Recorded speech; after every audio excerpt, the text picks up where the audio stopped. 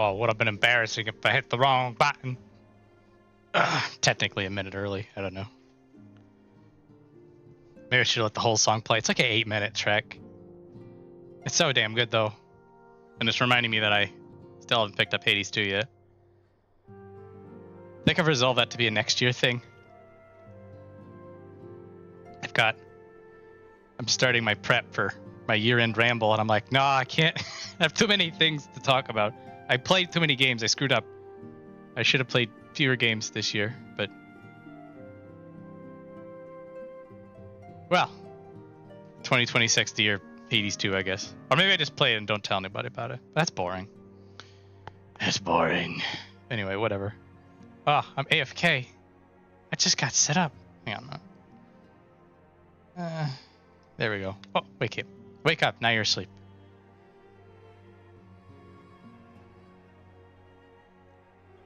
Everything looks like we have audio, we have video. Stream health. Excellent. Thank you, YouTube. Anyway. Okay. So I realized the other day when I was screwing around that they actually let you into the cutscene room after you're done with all the cutscenes. Which I feel like I knew and then forgot. But I made a whole bit about how this was the cutscene room and they never let us in here, and then they let us in here. And I was like, alright, fair enough. So I'm running around and then I realized that Ishtola and G'raha are sitting here with secret dialogue. Well, not so secret. I suppose if this was the patch, if you were sitting on 5.4, that you could have just come in here at any point, like 3 months, and have a chitty chat with them, but this is what they say if you do. I wonder what our friend Emperor Solus would think, were he to learn that his own flesh and blood is seeking to usher in the final days, together with a rogue Ascian, no less.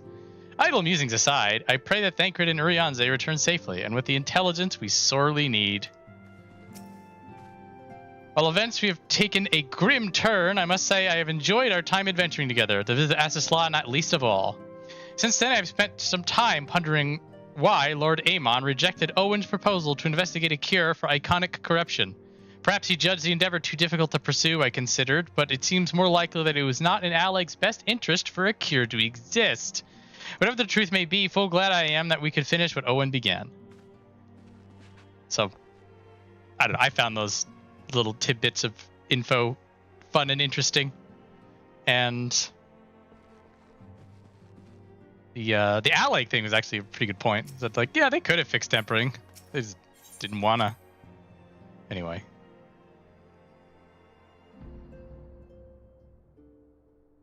Here we go. It's the twins. Oh, hang on a minute. Let's go talk to Hori Boulder. Who's hanging out with Otcher Boulder? Well, they're both looking for something. What do you got, Hori? Grati is a versatile combatant who excels at all roles in battle. I so very much like to test my blade. And oh, he wants to duel him. God bless. We're not talking to Alphinaud. Good news, Viola. Thancred and Urianger have finished their tour of Garlemald and on their way back here even as we speak. As we still haven't heard anything on the towers from the Alliance, I'm hoping that they might be able to shed some light on things. They're due to arrive any moment now, so let's see what they have to say. In the cutscene. Peas and carrots.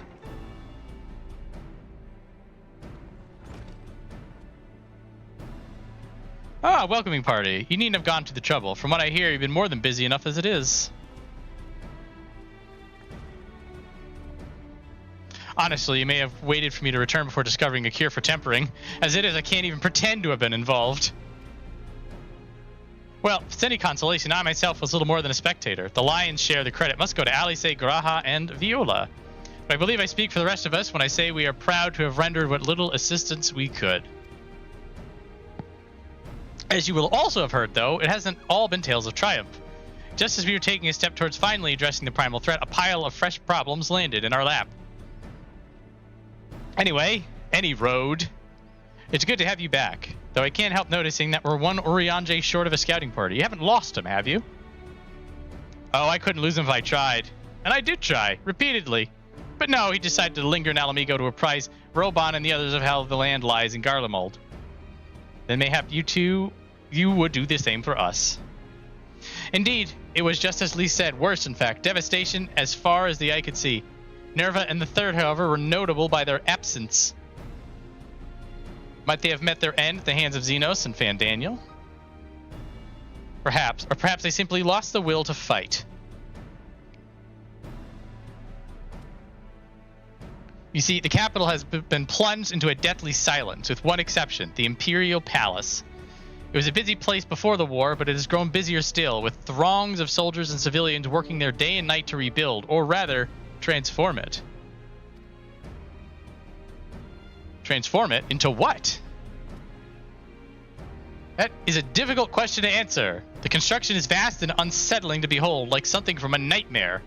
According to Urianger, certain aspects of its design were clearly devised with the manipulation of ether in mind. Magitech, in other words. Yet, as unnerving as said edifice was, it was nothing next to the sight of its builders.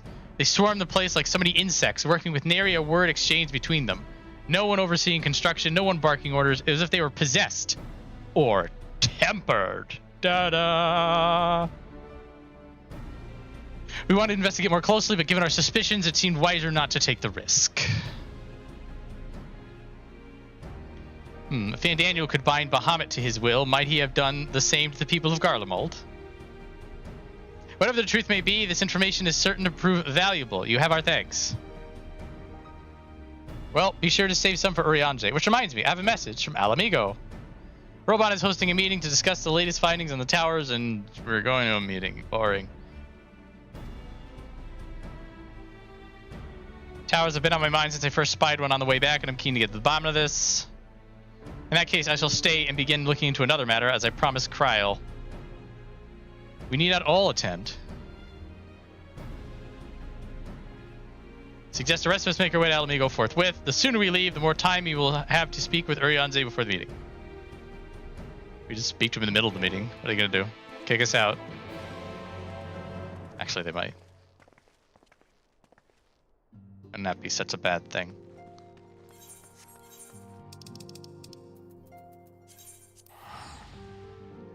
Off I go. Alliance meeting.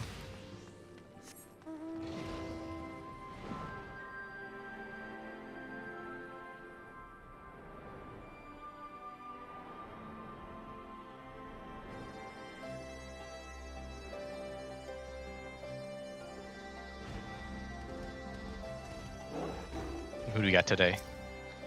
Give me it. I wonder if there have been any development regarding Amal'jaa abductions. It could be no mere coincidence that the incidents began occurring just as the towers first appeared.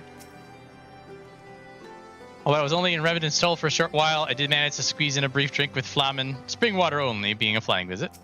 Or Flamine, I think. We safely assumed Salafari are behind the works being carried out in the Imperial Palace. We can only guess at their purpose.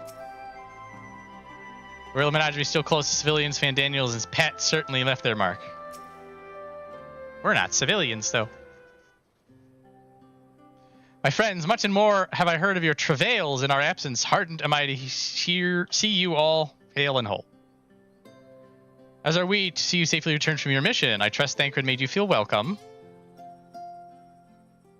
Oh, I'm being called upon. Oh, it's Arenvald. How you doing? What are you doing here? When we spoke via link, Pearl, you told me you're on your way on a mission. And who's to say this isn't part of it? But enough about that. It's good to see you looking so similar. I thought you'd have grown a bit taller after a whole year in another world, but apparently not. Well, I'm sorry to disappoint you. While my soul may be a year older, my body has hardly aged, as you are well aware.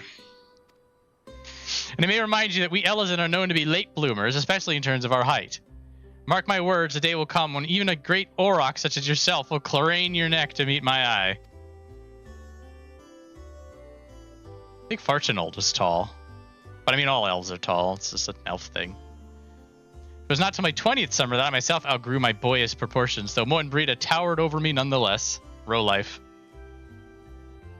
Arenvald brings out the best in Alphinaud, doesn't he? They both seem so at ease in each other's company. It's almost endearing. Sure. Alright, what's he here for? Fordola, mostly. We need to go over a few things before we set out. Set out? Wait, does this have something to do with the towers? What gave you that impression? Actually, tell me later. You've got a meeting to go to. I'll see you afterwards, all right?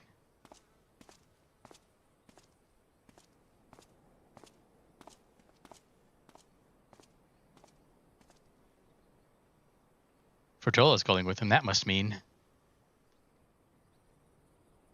My apologies. As Arenvald rightly pointed out, we have a meeting to attend. Let us be about it.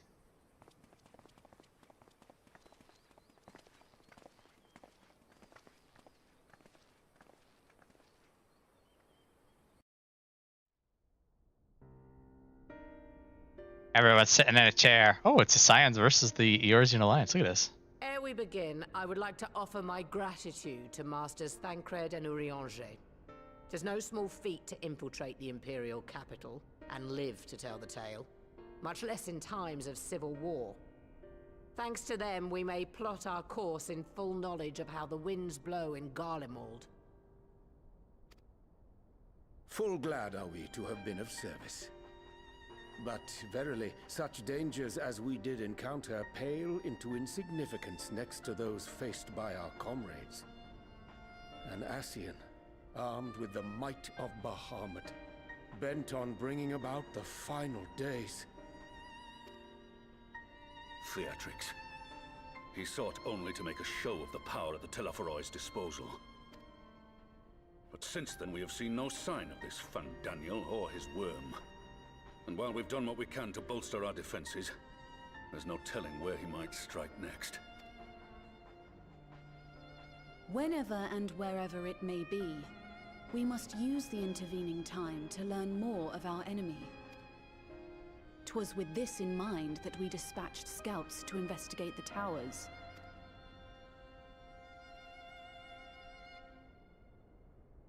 Our advance party took longer than expected to return. And when they did, they tried to kill us. Luckily, I'd seen that sort of thing before, and we were able to restrain them before they did any harm. Then it was just a matter of letting the Porksies do their work. Are you saying they were tempered? Dana.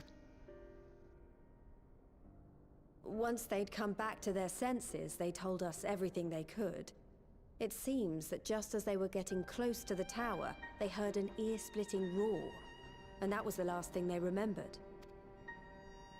But what worries me most is what they were saying right before they attacked. Glory be to Garlemald.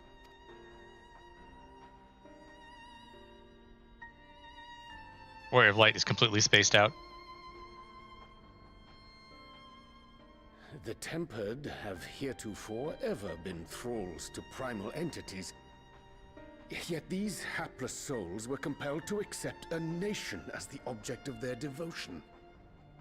This calleth into question all that we know of the condition. Would that the unsettling news ended there. Alas, there is more. Following the earlier reports of missing Amal'jaa, we have learnt that other beast tribes have suffered similar losses. And we now have reason to believe that the abductions are connected to the appearance of the towers.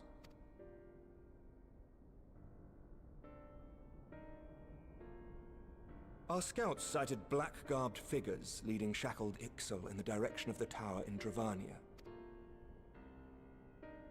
The Temple Knights were able to intercept them before they could reach their destination, liberating the Ixal and apprehending their captors, each of whom was found to be equipped with Garlean arms and armor. So the Empire is the common thread. With the support of Zenos, it seems likely that Fandaniel has rallied a faction of the splintered Garlean army to the banner of the Telophoroi.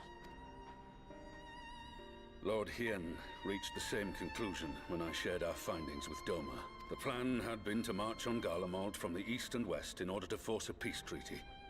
But the situation has changed. Dealing with the threat of the towers must come first.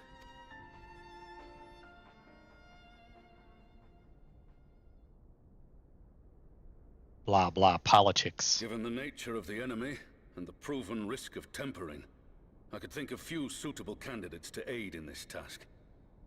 But I am confident in my choice. Same as always.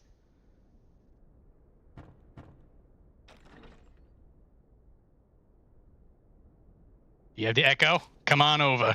What?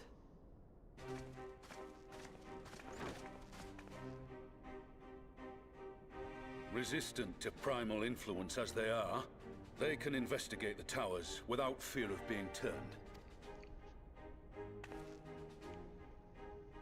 We are glad to put our gifts to use, Commander.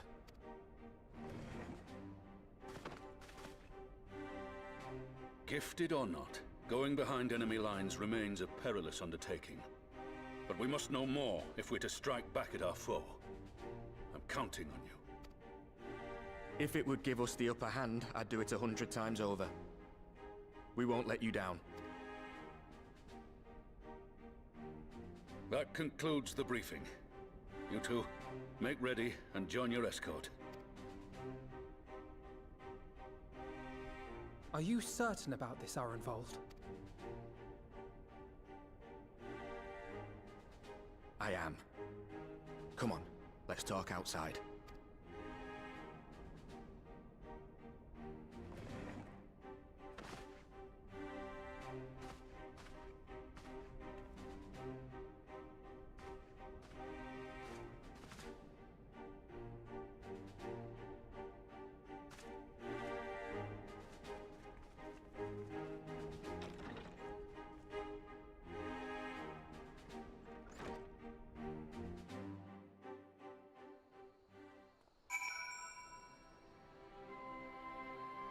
The badass has arrived. If it smells talk hereafter, look elsewhere. Come on! Oh, fine, I'll respect it. Now that's out in the open, I don't have to keep it under my proverbial hat anymore.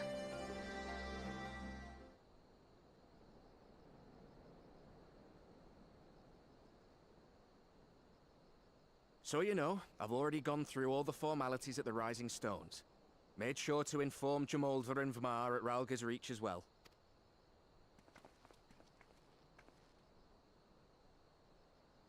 Arenvald, I admire your enthusiasm, but this is far more dangerous than anything you have done before.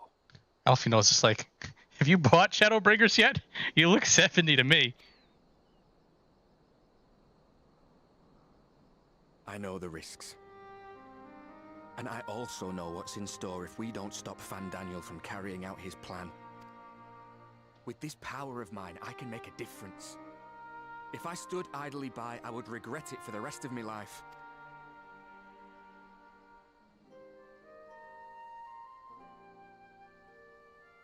And you, Fordola? Is this what you want? What a question. What are you asking me for? It's not like I have any say in the matter. Don't pretend. We both know Commander Aldin gave you a chance to refuse. And you didn't.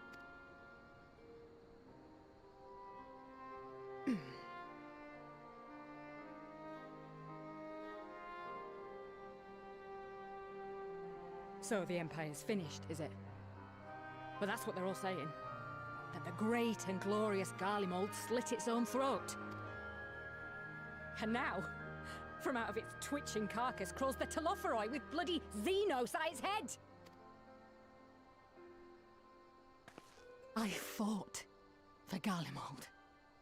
Killed for Garlemald. What was I a part of? I need to know. Whatever it is, I need to know.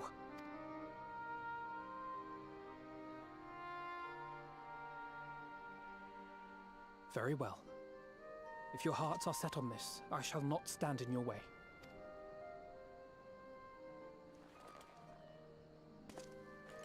Fist pound!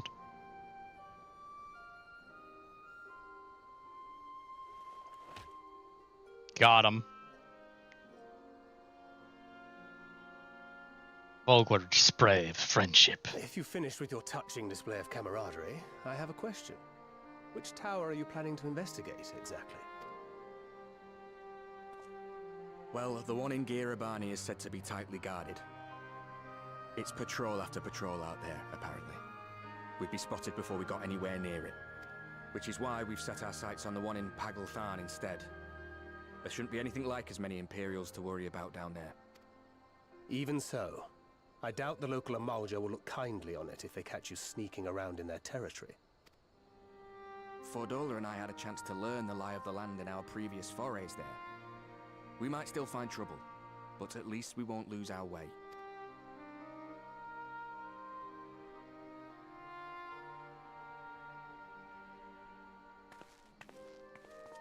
Well, we'd best not keep them waiting any longer. Mayhap when all of this is over, we could take another trip to LXXIII. I would have you know I've become a rather capable swimmer since our last visit. Ha! I'll believe that when I see it. Though, to be fair, getting into deep water does seem to be a scion's lot in life. Take care, eh? Cheeky Arenvald. We accept this.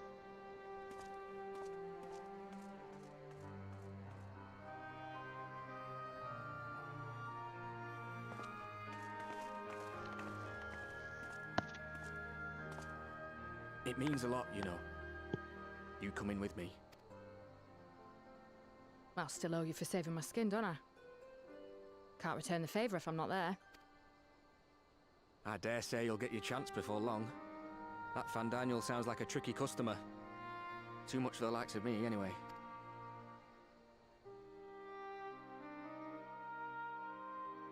But we both know I'd just be another soldier if it weren't for my gift. And I need to be a damn sight more than that given what's coming. I realise I can't hold a candle to a hero like the Warrior of Light or Alphinaud, for that matter. He might look like he's 12, but he's seen more action than most people see in a lifetime. 13 now. No, the fact is I'm nothing like them, and maybe I never will be. But I'll be damned if I don't try.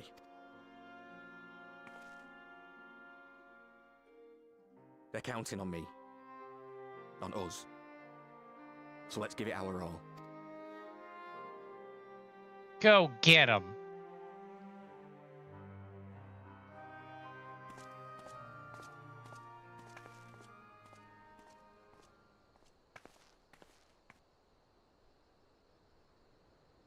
He does not want for conviction, that much is certain. So let us have faith in him. Him and Fordola both. Mostly Fordola, While they but... see to the towers, I would attend to another task. Chasing down this lunar Bahamut. Oh, bloody thing. Can you hear me? It's Tataru. I'm happy to say we've managed to find Estinien. Estinien! And I'm sorry to say he went running off again the moment we told him about Bahamut. But he did mutter something about heading to Ishgard, so if you're quick, you might still be able to catch him.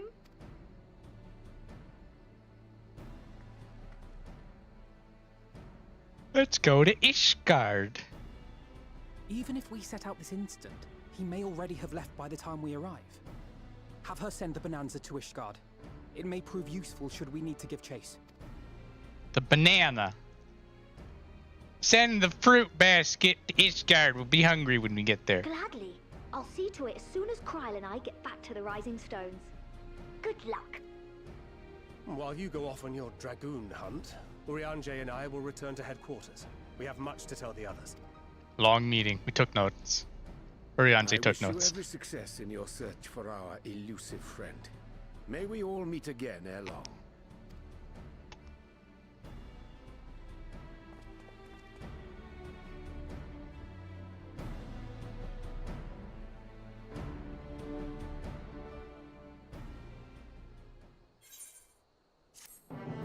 Watch about the cutscenes. Receive money.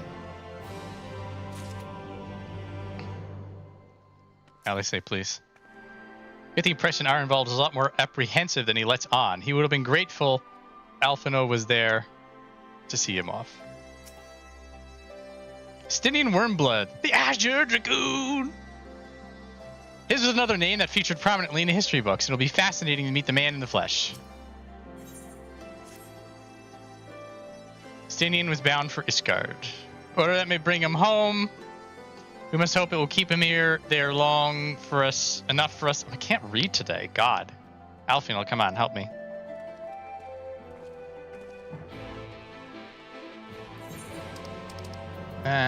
Foundation.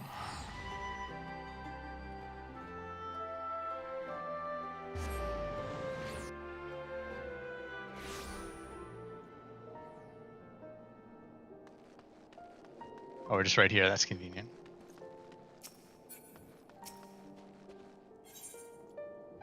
Ah, yes. I don't remember that being there, but it must have been there. Assuming we oh! Did Firmament start in Stormblood? Doesn't matter. Assuming we find him, this will be my first encounter with the famous Estinien.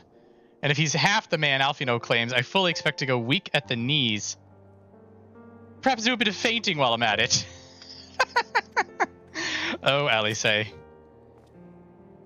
I've only visited Ishgard once before, after the devastation of the 8th Umbral Calamity. To see this place in all its former, forgive me, in all its original glory is a tantalizing prospect indeed.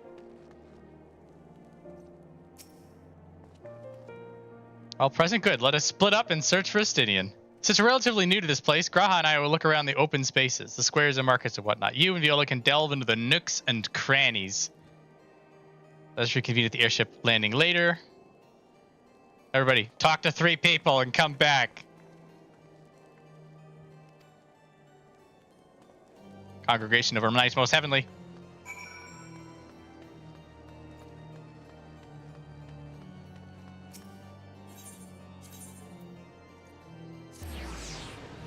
I got the good ending. Intermittent Souls. It's all good.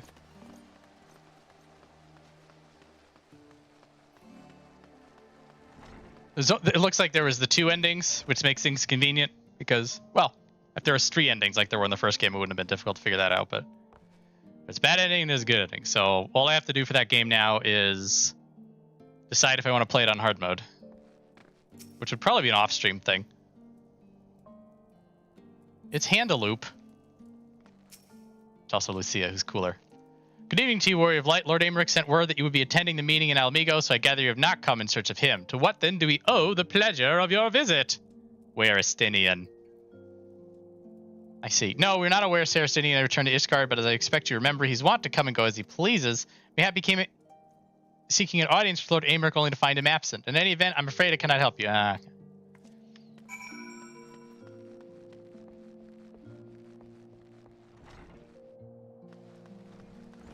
To hear on hard times.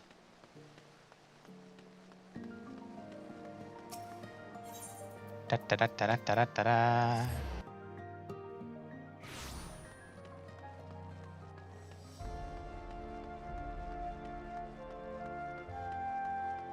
It's Laconeb and Cliaux and Alisaie, not Alisaie. Ultra Champ, what's your deal, Ultra Champ? What do you give me? Ah.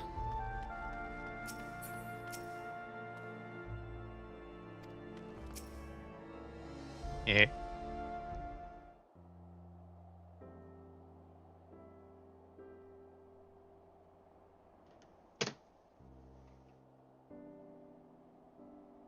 No sign of him.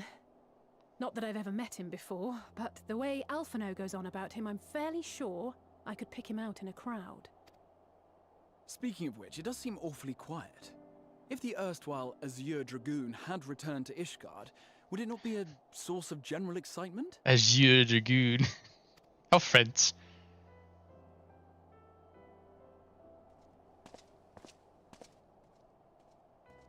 First the Scion's Coinkeeper, and now you. I'm beginning to think these meetings are more than mere coincidence. He's got his cool armor on.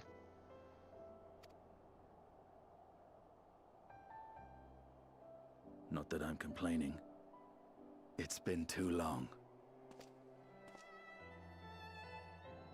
Too long?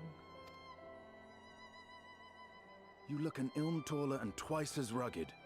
It suits you, Alphinaud.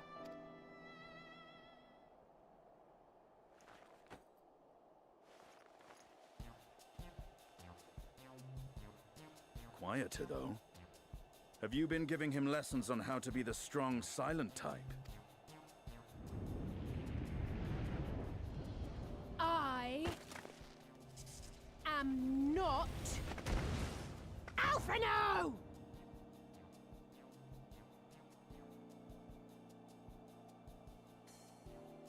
If the two of you are such firm friends, perhaps you should remember what he looks like. And what do you mean, rugged? Oh! Had my my brother mentioned what an oaf you are, I'd never have bothered looking for you in the first place. Face. Estinien Wormblood, the Azure Dragoon. He who fought and felled the dread worm Nidhogg at the Warrior of Light's side. To think the day would come when I should see this living legend with my own eyes. Would someone mind explaining what is going on? The Warrior of Light will explain nothing. Is everything all right? I thought I heard Alisaie shouting.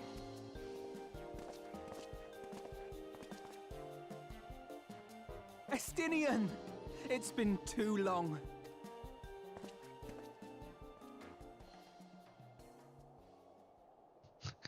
Don't pet Alisaie.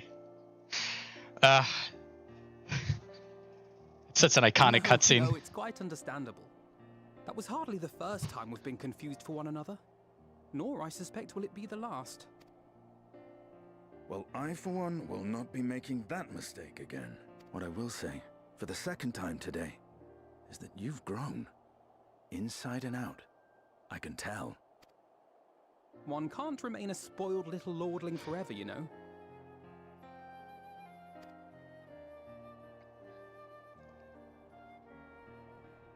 They're back At together. least someone's having a good time. Just smoldering in anger. You know, when we were growing up, Alphinaud would never befriend other boys because he couldn't stand the thought of not being in charge. But maybe that's changed. He seems just as happy around Estinien as he does Arenvald. Hope we're having a nice evening, Snooty. Also, Knifey, I don't know if I said hi properly. I'm saying hi properly now. Let's say asshole answer. Can't keep them all to yourself forever.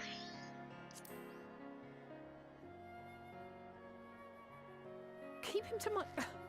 You're joking, aren't you? I'd be glad if someone would take him off my hands. Oh, well worth it.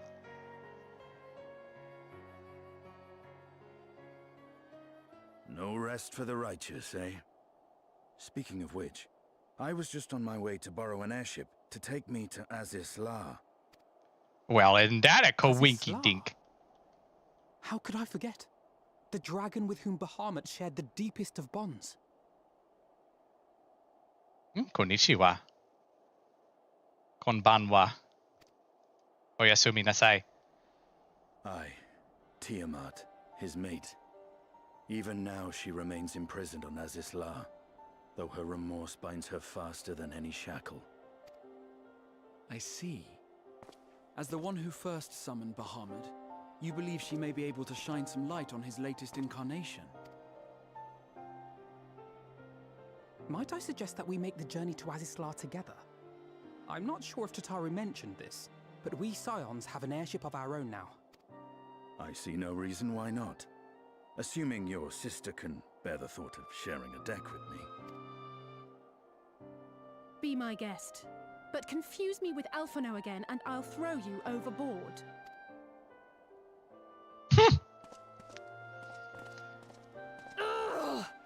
I don't know who he thinks he is, but he's nothing like Alphinaud painted him to be. It's a himbo, buddy.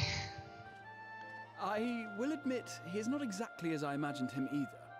Based on what I had read of the man, I think I was expecting someone a little less blunt.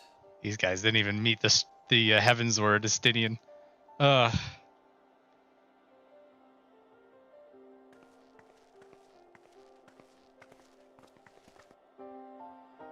the good times.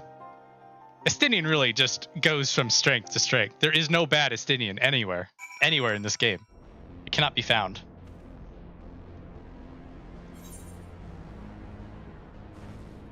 Oh no, my hunt's all the way in Gamma Quadrant.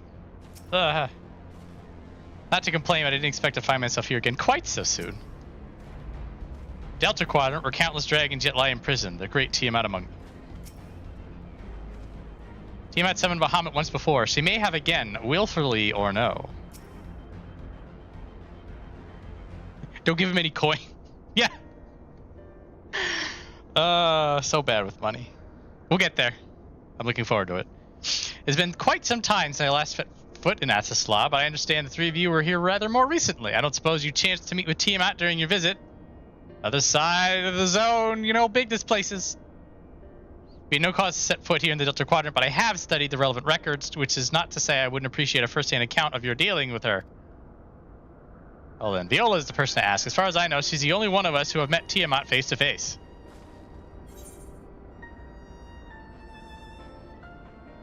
Let's just say it helped that Midgard Stormer was there to introduce me.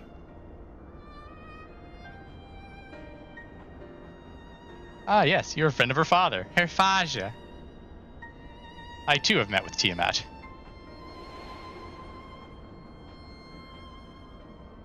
After the Dragonsong War came to a close, I came here to speak with her, a worm who had fought her own war against man in another age.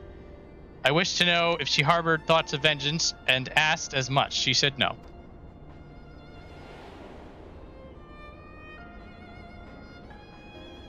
My hatred for your kind was extinguished long ago. But the guilt she feels for resurrecting Bahamut burns on undimmed. It torments her even now. Then your original reason for coming here was out of her concern that Tiamat had been forced to summon Bahamut. Nidhogg is a part of me. I feel his emotions as my own, and I know that he would not allow his sister to be made a tool of evil. In his absence, it falls to me to watch over her. What a nice guy. Give me money. I require coin. Our grandfather sacrificed everything to protect the world from Bahamut. We must be prepared to do the same. I mean, you can sacrifice yourself. No. Azure Dragoon of history were the mortal enemies of the dragons, yet now they would be hard-pressed to find a soul who understood them better. It was the Ascians who taught Tiamat the secrets of summoning, even as they supplied the Allagans with the means to capture primals. So much suffering, all of it by design. Good ol' Ascians. Yep, let's go.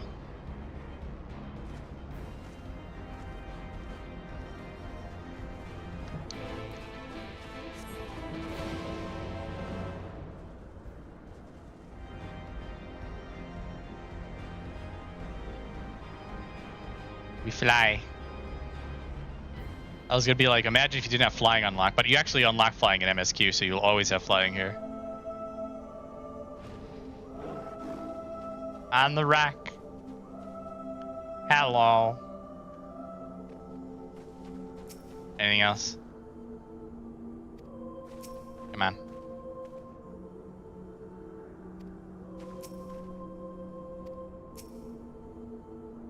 One of the 7 great worms, ever, even thus confined to presence, is overwhelming.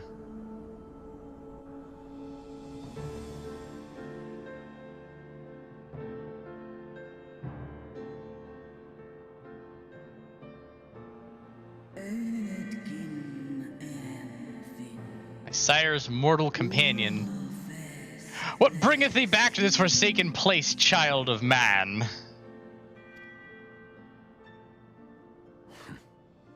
It's plain she knows naught of recent events.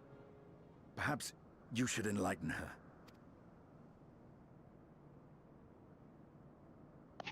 We've been up to some shit. Probably skip the whole Shadowbringers thing. It's not going to help her.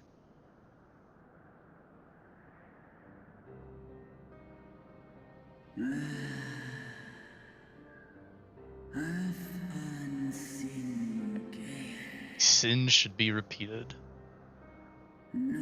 Sense not the faintest stirring. As to who could have called him forth, I know of none save the dragons of Mericidia, our children.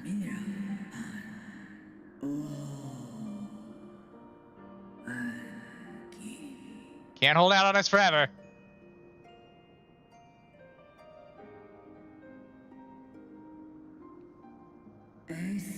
Akon claimed their souls when first he manifested, and robbed of their will, they became tools for the Allagans' dark designs. Much like those held here in Asisaie. If dragons who worship Bahamut are required to summon him, that must mean... Yes. The dragons of Mericidia are at the mercy of this Ascian. There can be no other explanation.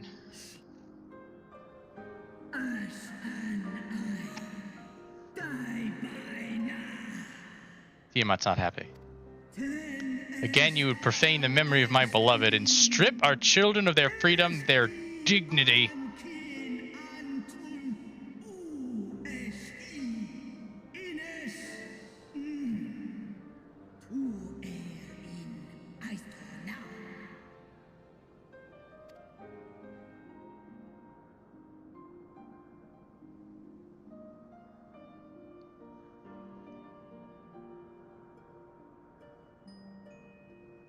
Your children's pain means nothing to them. They laugh at your kind suffering. But tears will not right this wrong, nor will lamentation see the perpetrators punished.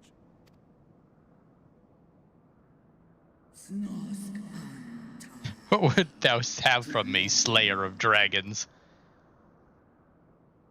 Behavior befitting a great worm. We came here to ask mighty Tiamat of the First Brood, consort of Bahamut, mother of the dragons of Mericidia, what she intends to do about the crimes committed against her children.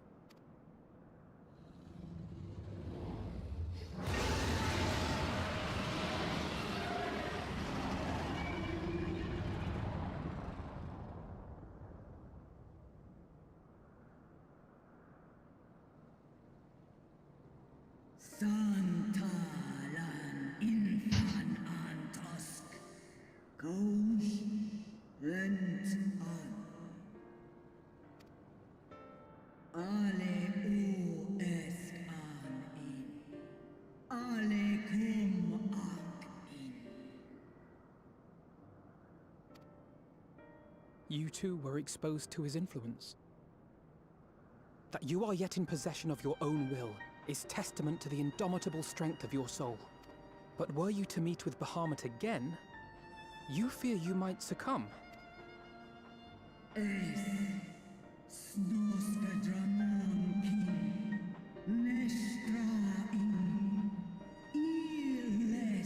Tempered Dragon's bad.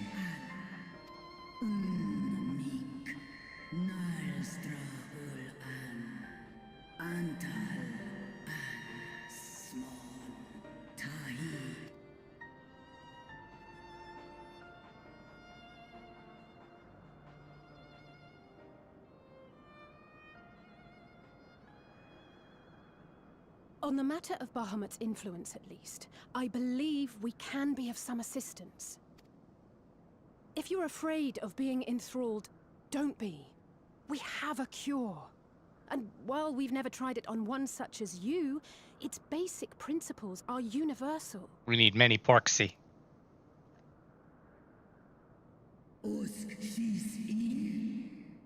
You did what?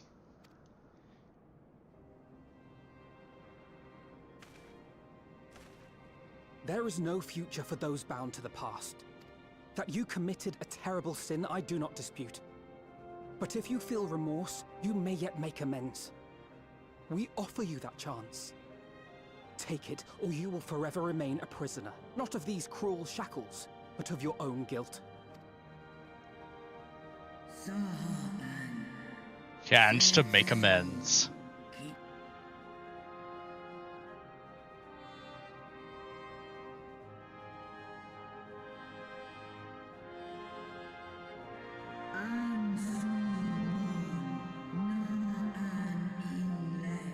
When our own star faced annihilation, Hydaelyn granted us sanctuary, and now your foes would bring about her destruction. This I cannot allow. For the debt I owe Hydaelyn, and to all who have suffered for my sins, I shall fight for you, children of man.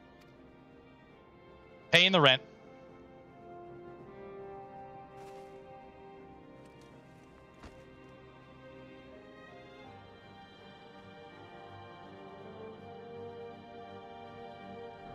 Just gotta bust her out.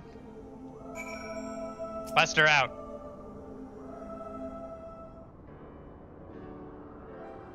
While Porky has been shown to be effective in curing the temper, Tiamat must be considered a special case. She is far, far larger and immeasurably more powerful than any subject treated thus far. Were we to remove the restraints only to find that the process had failed, we would be hard-pressed to contain her. We got Estinien, we're fine. Then, before going ahead, we should learn as much as we can about the exact nature of her condition. Do you suppose we can find that information here? Why, yes we can. We can indeed. The Elegants kept detailed records on all of their notable captives, and I know exactly where to look. Is it halfway across the zone with a floating sphere with neon lights? Probably is. Now, Alphinaud and Viola are here well enough, but not you. Are you certain you're ready to see this through? Rest assured, Sir Estinien, that I am both ready and willing to give my all for the sake of this star, though it is not my only reason for wanting to set Tiamat free. While I do not claim to know all of her sorrows, I too once found myself in a prison of despair, and I well understand how hard it can be to dare to dream of escape. It took the encouragement of braver souls than I to make me take the first step towards a brighter future, and now I would help Tiamat do the same. Isn't he a nice guy? I gather you are not as young as you look. Mayhap when our work here is done, we can trade tales over a pot of Tataru's famous tea. Being deaditor for the leaves and hot water, I think not. I see. Returning swiftly to the task at hand, then. I believe the nodes governing Tiamat's restraints are located in the sector known as the flagship.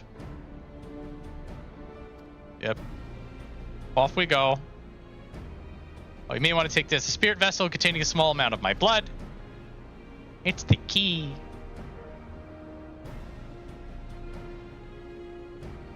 Which you just happen to be carrying around with you.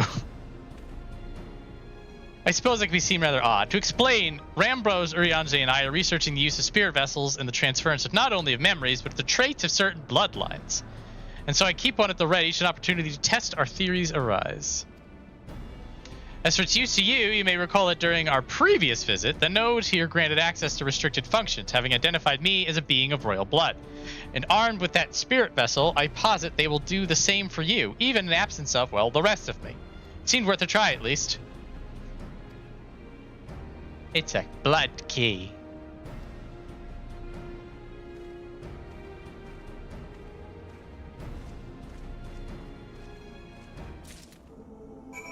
What do you got? It's possible the restraints may have mitigated the effects of her tempering, but Tiamat has been enthralled to Bahamut for thousands of years. To have clung on to her reason through it all says a lot for her strength of will.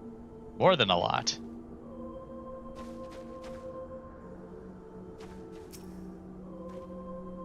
Alisaie and I shall remain here and attend to necessary preparations in the event the spirit vessel fails to work as expected. You know where to find me. Come on.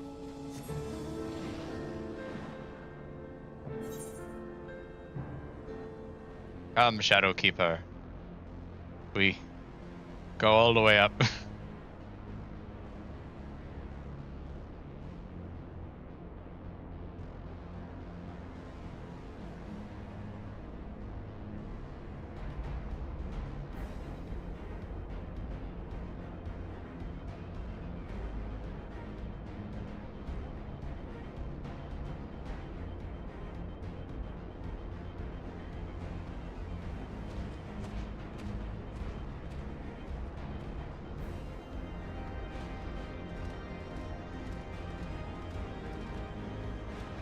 Here? Ah, there it is. Ah, over here. Ah, they did mana cutters to get up here. That makes sense. Tiamat hates the Elegants, but she hates herself more. The only reason she's here, well, as we had mentioned, one, because she really hates herself, and two, she's tempered, so she doesn't really want to go out. We're gonna fix both of those. Well, we fixed one, now we're gonna fix the other. I'd rather leave these elegant contraptions to you and have, you know... Alright, splitting up. If you find a likely candidate and not be tempted to make any adjustments, it would not do to accidentally release some manner of experimental monstrosity, not less Tiamat herself in her current state. Our objective is simply to identify the relevant node or nodes. God. Preliminary searches.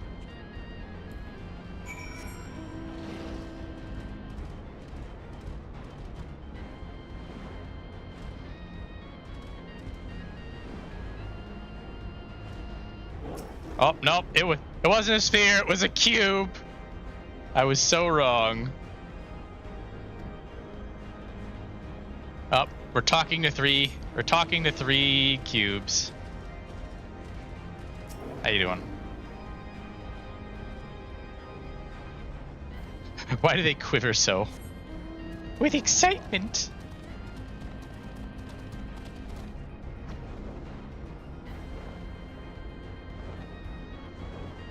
Oh, we got all the shapes today. That one mentioned the Delta Quadrant. Struggle Dragon Restraint Maintenance.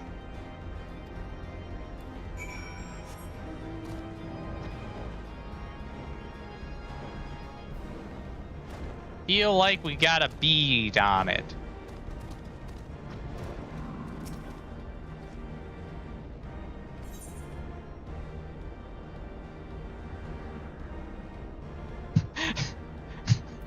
No.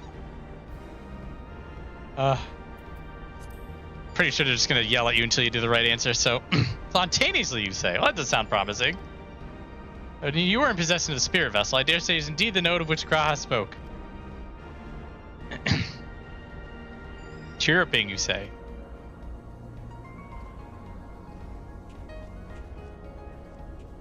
This is a side effect of the talk to 3 people quest line, is that if you stumble upon the correct answer and like you know it's the correct answer, you then have to go find the you then have to go talk to all the incorrect answers just to be sure, which feels like a bit of a less of a time.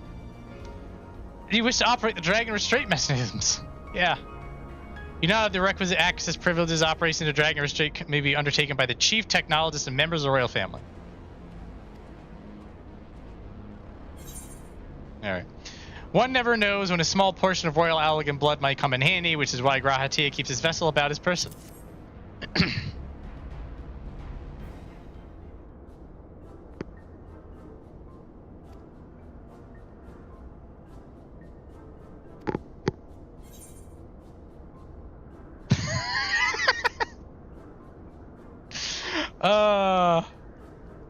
I'm Reinbach the Third. What do you mean? Estinien. We're saying Estinien. Oh, the pout! Oh, very funny. But that thing speaks my name. I also see that it never speaks again. Use your own. Viola gesture in case you've forgotten. Ah. And then whoever you mention says your name, so that it's the correct name. System update is required.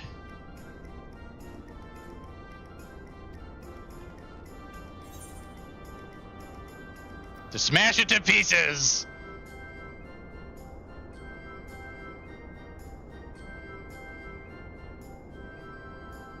Now that I do understand. User agitation detected. Initiating guidance program. In order to operate the restraint mechanism, I require access to the central control system. However, I am unable to establish a link to said system due to the obsolescence of my own software. This issue can be resolved by applying a system update using the corresponding terminal located within the flagship. Comes with its own IT. So useful.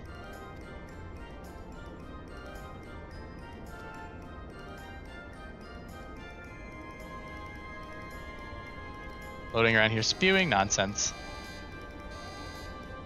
I'm here to help. Rest assured I'll be on hand to guide you through every step of the system update process. It's a wizard!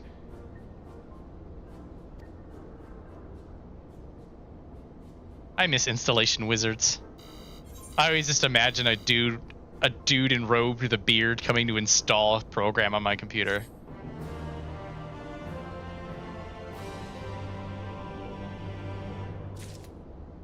What do you want?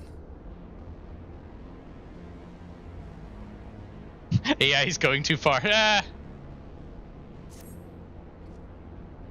Guiding user to terminal this way, please.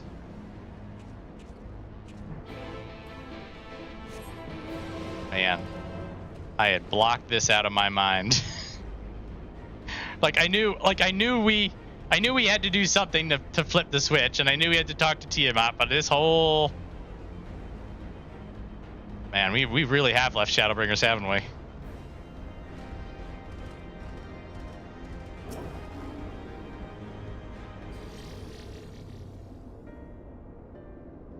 According to software, IT jokes.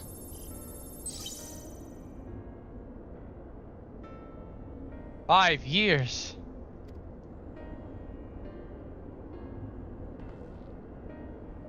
Any other op? Using this terminal to operate Tiamat restraints instead. Procedure may have changed as a result of the system update and the instructions may no longer be accurate. I'll push button.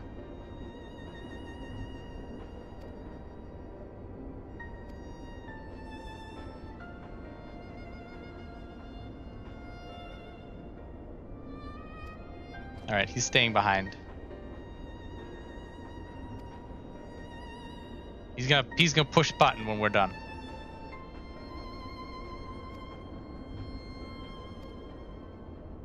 Tiamat and her kin fought against the Allagan Empire. Both sides were but dancing to the tune of the Ascians. It was the same in Ishgard, where they stoked the fires of conflict between man and dragon from the shadows. All that the Ascians touch turns to ash, and thus have you made it your mission to fight them. But there have been times where you tried to reach out to them instead, to find common ground. And so I must ask, what do you intend to do with Fandaniel? Will you try and reach out to him too? And I mean, certainly, after I've wiped the smile off his face. I'd rather put my lance through his heart and be done with it. Or perhaps that's the difference between you and me. You'll see the good in people, even if it's for the faintest glimmer. I only hope that you do not come to rue your benevolence. Think it's unwise for viewing the world thus? Far from it. This has ever been your way, as I learned when we journeyed together with Iceheart. Yet the fact remains that there are some who view compassion as a weakness to be exploited. And there may come a time where you extend the hand of friendship only to wish you had dealt the killing blow. So, save your mercy for those who deserve it. Well, we should be getting back to our task. If Alphinaud has things in hand here, I suggest we rejoin the others.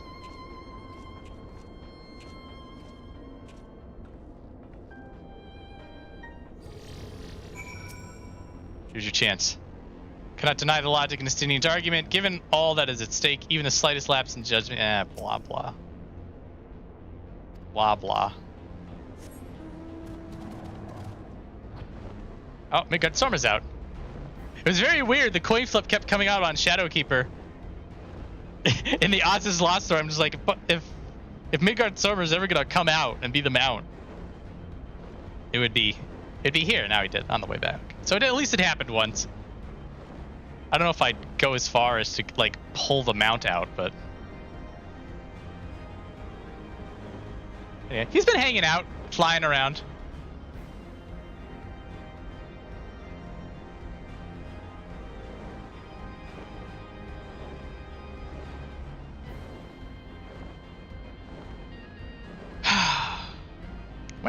Well, you can argue that there are a couple of times that people were able to take advantage of a bit of mercy, but it is very much the theme of 14 as a whole to give people second chances, because it itself is a game of second chances, because the whole Realm Reborn thing. So yeah, it's they'll warn us about stuff like this and a lot of like the moral gray area, but then not a lot of big backstabbers. This isn't JoJo's Bizarre Adventure.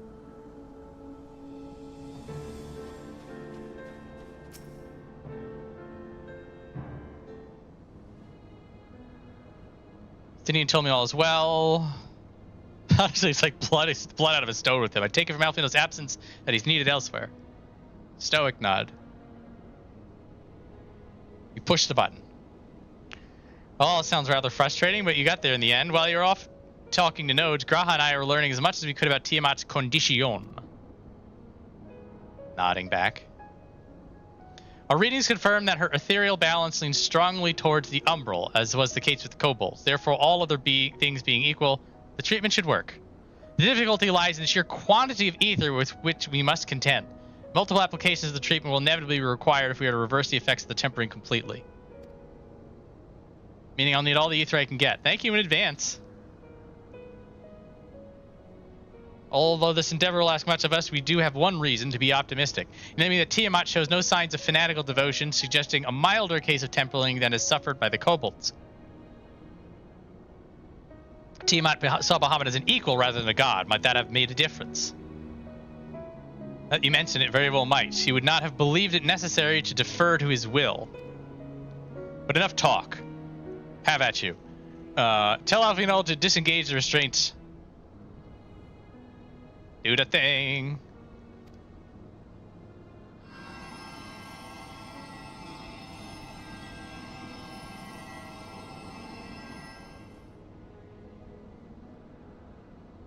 Ah, such warmth. The frost that shroudeth my soul doth begin to thaw. But what are these? Visions of days long forgotten, of war with the men of Alec. Wherefore do such baleful memories return to me now? Could it be that the process of restoring her soul to its pre-tempered state is awakening ancient memories?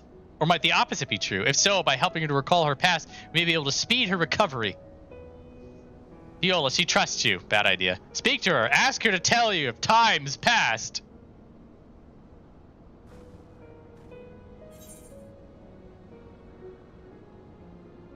Oh. So. Ask her about the war. Ask her about the war, but differently.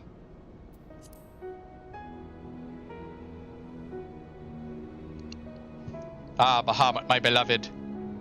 Would that the peace we found in Mericidia could have lasted for an eternity, but alas, it was not meant to be. The Ascians saw to that. In all creation I know of none more wicked. It was at their behest that the men of Alec first came unto Mericidia, unto our home.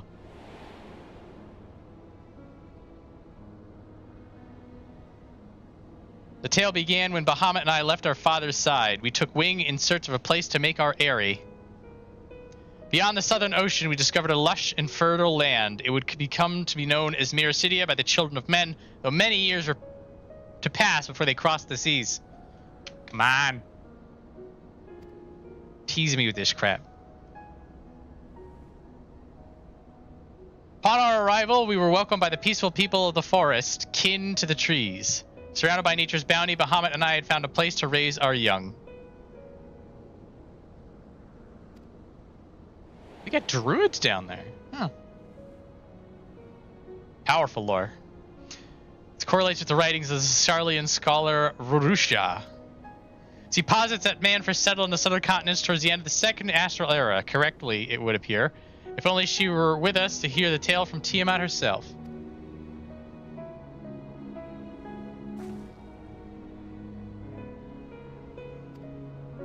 Hit her again!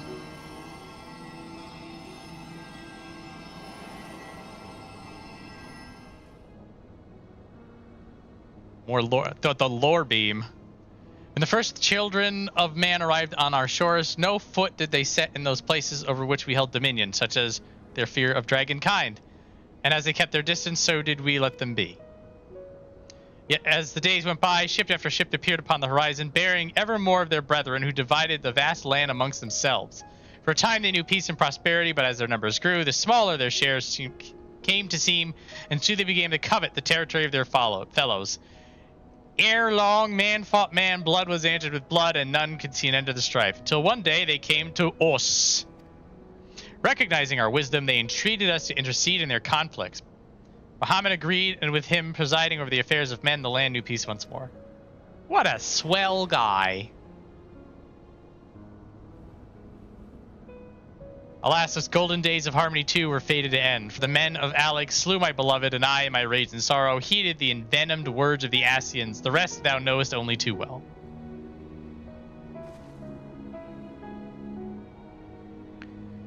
Your tale doesn't have to end there. When you are free, we'll read the word of the Ascians together, and you and your beloved will have justice. Fine sentiments, but you're almost spent. I'll keep watch from above. The treatment fails. Run.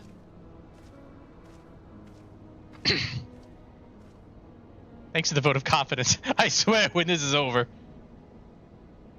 The magic is working. Laser beam me.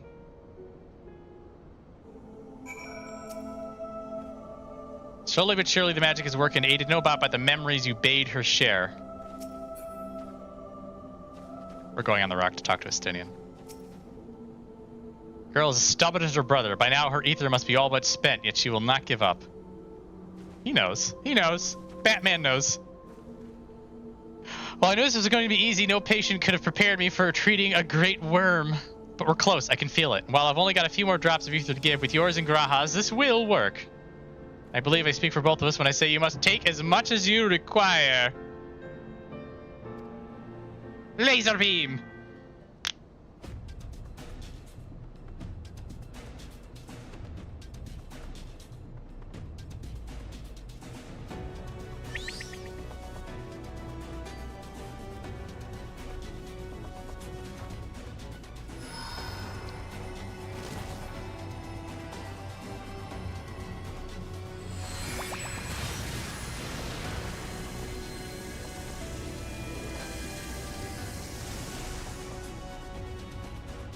Right in the hat.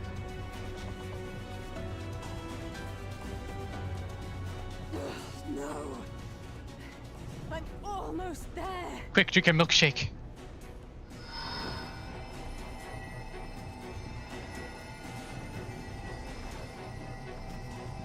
Yes.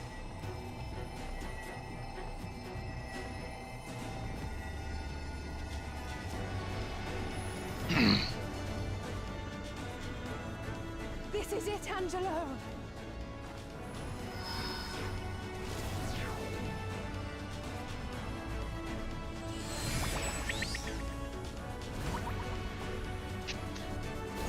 From the top rope.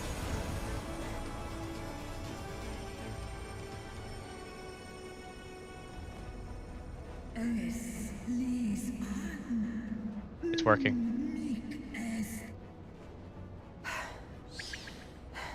Did it work? We won't know for certain until the shackles are removed.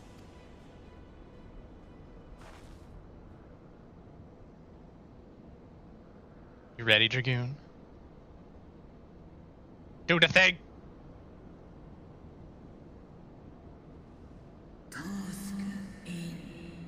Answer me this, children of man. Can my kindred be saved in like manner? Many have been subjected to the Allagan's dark arts. Their flesh irrevocably altered. For such tortured souls, I fear there can be no salvation. Yeah.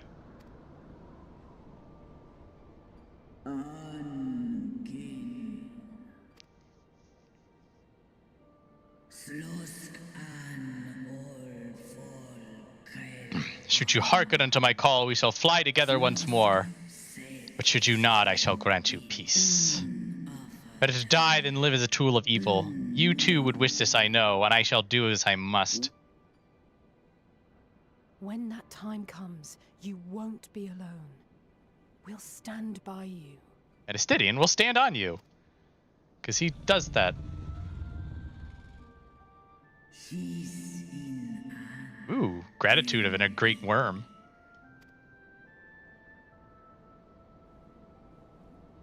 Alphinaud's ready. It's time. It's time.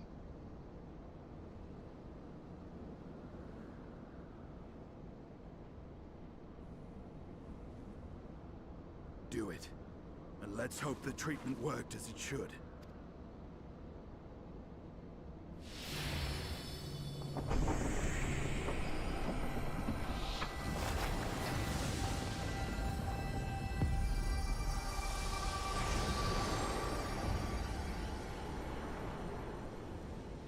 Flashbang. My eyes.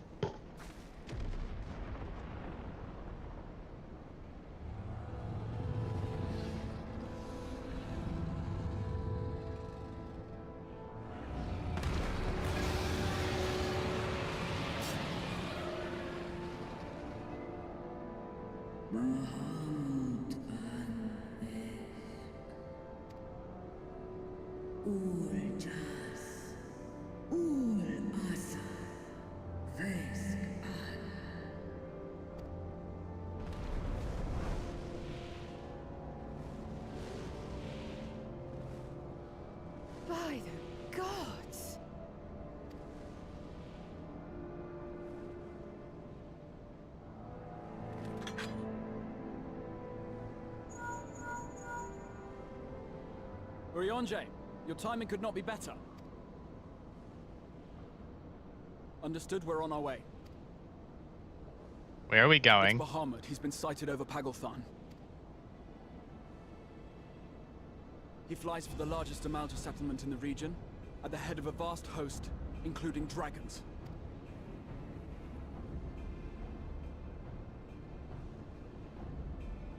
Did you hear all that, Alphinaud? You'd best rejoin your comrades. I'll make my own way. He'll make his own way. Our enemy awaits. Shall we?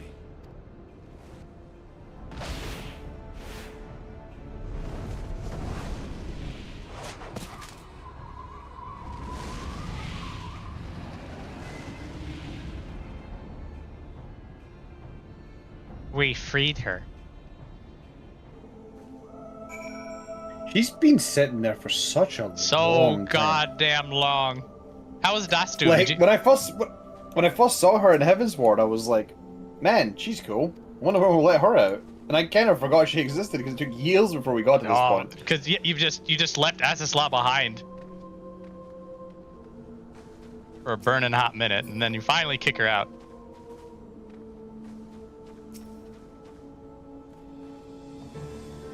Alright. Well, I'm sure you're desperate to join Estinien and Tiamat in battle. It would be wiser to gather the full strength of the Scions first. Not really, but the foe we face demands no less. Fine. Money. Did you fix the DOS sound issues with Doom? No, it's still crunchy. There's not a whole lot. You kind of do get used to it over time, but there's nothing I can do about it. Yeah. Well, I knew that it was like there was the hissing or whatever. I didn't know if that was just the way it was.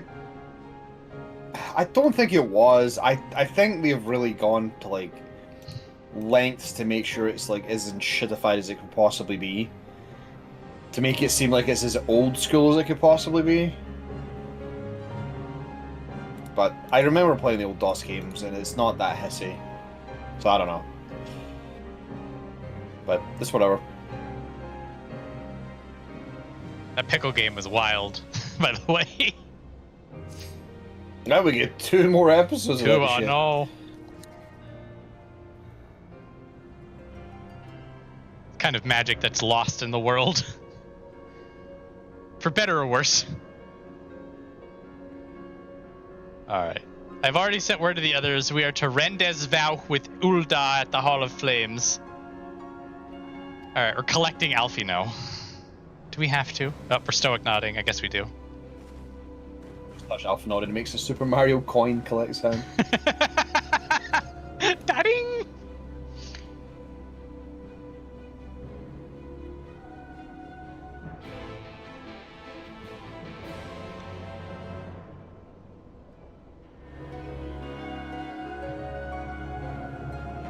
Oh damn, they dragged us here. Free trip? Oh man. Look at this. Look at these new ass people. Oh, God bless. God. The guy with the miscolored armor just all over the place, the yellow helmet, the red chest. We have the clown suit and we have the level 15 outfit. Exceptional. It's the ghastly gibbous of Final Fantasy XIV. You know them years again.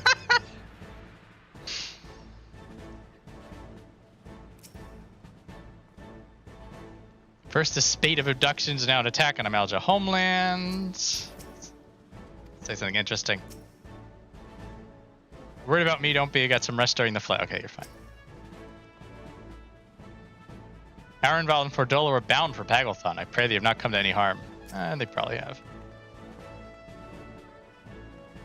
Happy coincidence, Krile and I are in process of concluding our inquiries when news reached us of Lunar Bahamut's return. There is much to discuss, but it'll have to wait. Of the foe we face, we know but little, though time be of essence, we must not stint in our preparations, lest our haste to fly to the aid of Amal'jaa costs us our best chance of victory. What are you handing out? Yes. Brotherhood of Ash quest. More chatties. Now, I know some of you could do with a rest, but I'm sorry to say that Telephorai have other plans. Paglth'an is already under siege.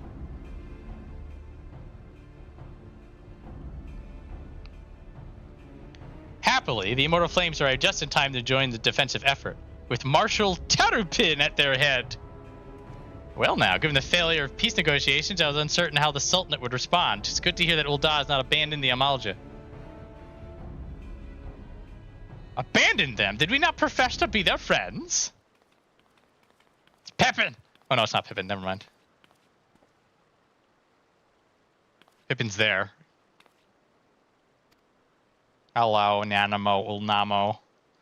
Marshal Tarupin has made provisions for such an exigency and was planned to depart at a moment's notice. All that was required was the agreement of the Syndicate, each of whom voted in favor of intervention. Syndicate's less evil these days. Nor is Ul'dah alone in its resolve. The other alliance nations have likewise dispatched their troops to Paglth'an for a nice little montage. Who's this guy in the background? Desperate to be in frame. With a level 0 outfit. Go get him, Brad. There I am, Gary. There I am. I know. It feels like he's like photobombing in middle distance. Yet even with our combined strength, we shall be sorely tested, for we face not only the might of an Imperial Legion, but Lunar Bahamut and his draconic horde besides. Tiamat's children. Fight as we may, victory is by no means assured. But not all of the omens are grim. Our forces report that despite their proximity to Lunar Bahamut, none of the Amal'jaa show any signs of tempering. Wrong deity.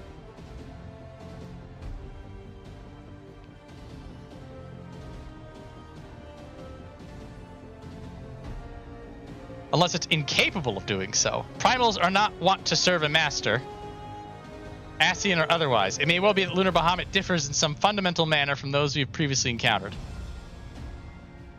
If that were true, anyone could fight them, and Viola and others like her would have to shoulder the burden alone.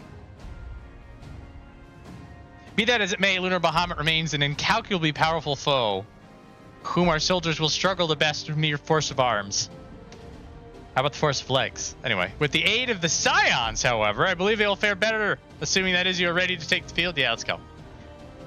Airship awaits us.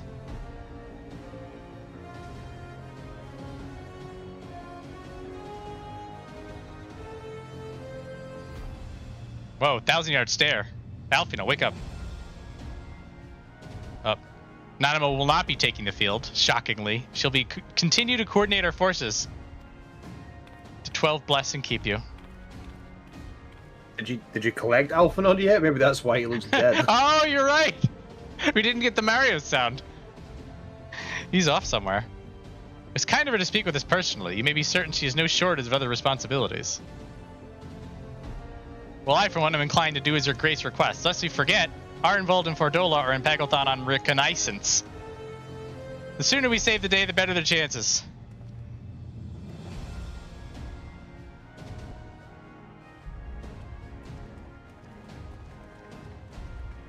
I love watching you work in your butcher's workshop against the English language. I try not to do it too often, but look, I have so much goddamn reading to do. No, I do it all the time as well. Like, when you're reading an awful lot of things and a giant word shows up.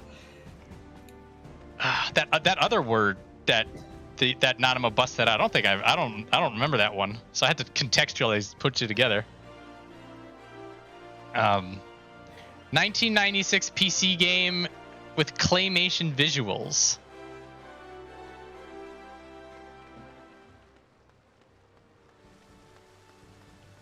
I might know which one this is. I'm going to double check if it. Oh, he's already said it. Yeah, I had a feeling it was Neverhood. I have seen a lot of the Neverhood. It's one of those bullshit point-and-click adventures that likes to try to kill you at every opportunity. Ah, yes. Before. It's in terms of its production and the fact that it is entirely claymation, it is very impressive in that regard.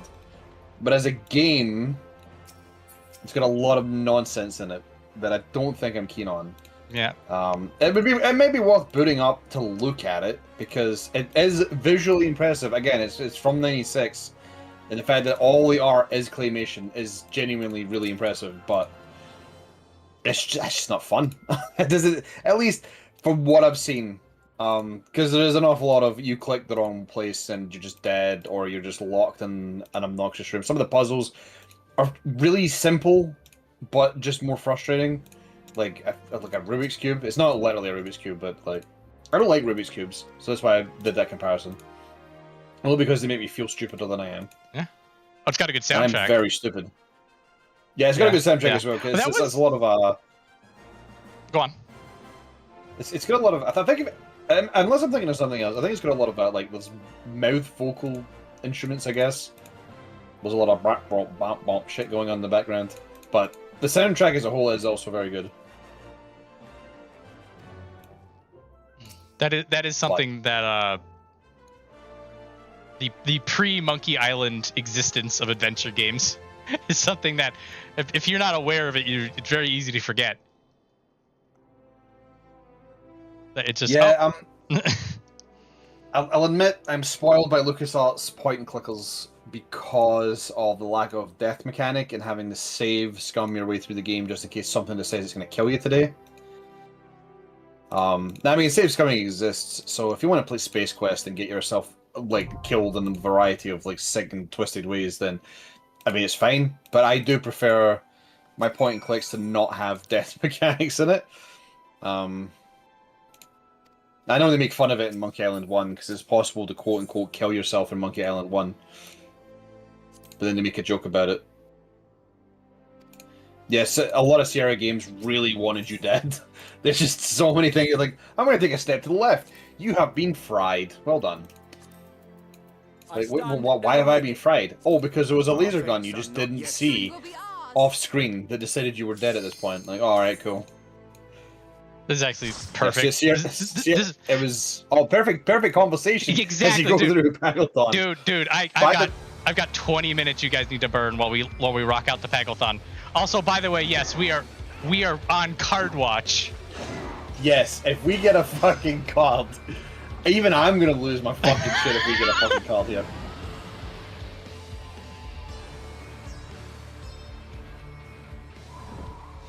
But yeah, no, Sierra game's pretty bad for it, and the thing is, though, is I do like a lot of the writing in a lot of like Sierra games. Like Space Quest is like a good fun story with wacky shit going on, but it's the amount of times it tries to kill you. It's just a bit ridiculous. So I prefer watching a playthrough rather than actually playing it.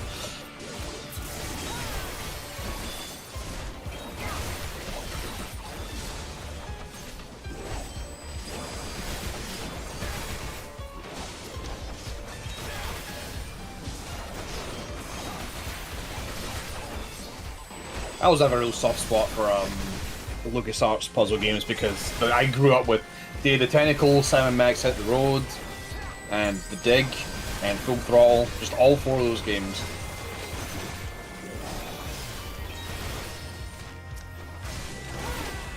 There was a magic to them.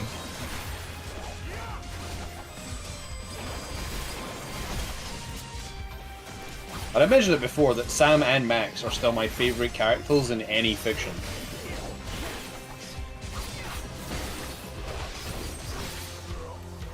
I need to look into this again. Where to find the Sam and Max? There was the 3D series.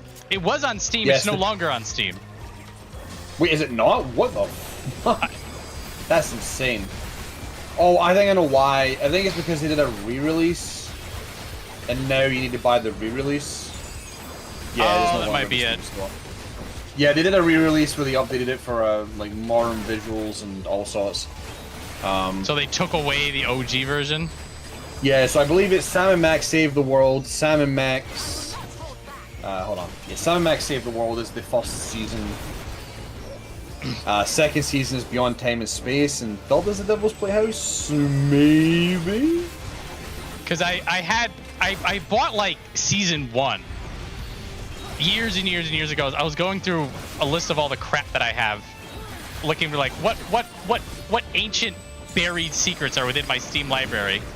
And I see at this first season, I'm just like, oh, you know what? Let me just pick up the whole season. Just like, this is no longer available on Steam. Like, the hell? Where is it?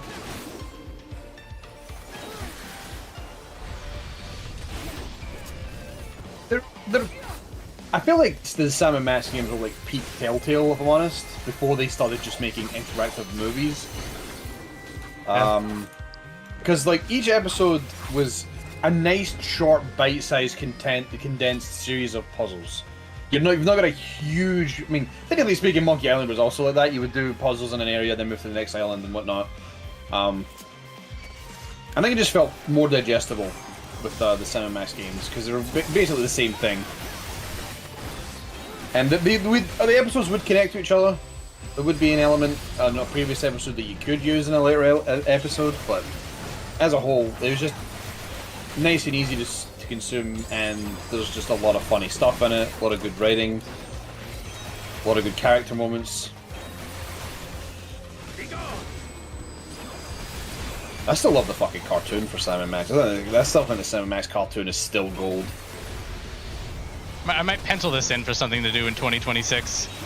If we can find out wherever the damn things are.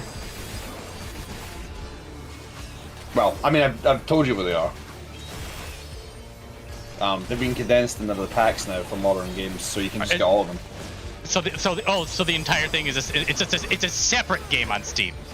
Okay. Yes, essentially, Sam & Max Save the World is the 6-episode package. Okay. Of season 1. Okay. And then the other 2 are the same. They just got them in big packages because they used to just be they would come out individually back in the day. Yep. You didn't need to buy the whole set. You could buy them an episode at a time.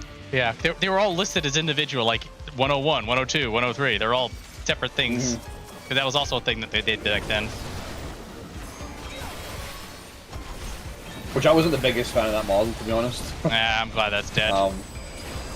That's mainly because like I haven't done the Tales of Monkey Island game because I did the first chapter and I had to wait for 2 onwards.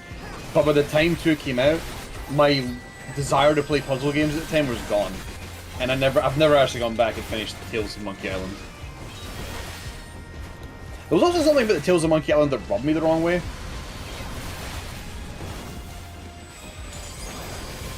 I think it was the direction they were going with it that I was not super keen on. But yeah, it's that model. I will eventually lose interest and not come back to it because I'll tell myself I'll just wait until the whole thing's out and then I'll play it, and then by then I'm no longer in the mood and then I don't go play it. I'd rather the whole thing was there because I like binging on puzzle games. I'll play it for days on end. Like if La Mulana 2 came out in thuds, I would not have finished that game. Did you ever finish the DLC for that off stream? No, I have not. I need to. Again, this is the problem. Yep, yep. I had to replay the whole game again, remember all the stuff about it, and then I did it, and then I just... One of the other issues as well is that a lot of people were really poking at me to be like, you need to stream it, you gotta stream it, you gotta stream it. Oh, it makes you not want to stream it, I don't want to... Like, I just don't want to stream it, because I feel like I know how La Mulana works, so I just felt like a moron the whole time. And the thing was, I eventually found one of the things I was looking for, and I was like, you know what? I was being a moron the entire time. So then I was like, you know what? I don't know if I want to stream this now. That's fair. I mean, I would just want you to play it because I know how much you like the. What am I doing with this one? Unfortunately, I think I would have to replay the entire game again, because it's been years since I played it. Not that I mind, because I do like playing La Mulana 2. Although I will say La Mulana 1's bosses were, other than Vi, La Mulana 1's bosses were much better than La Mulana 2's. It's just thinking about some of those boss fights.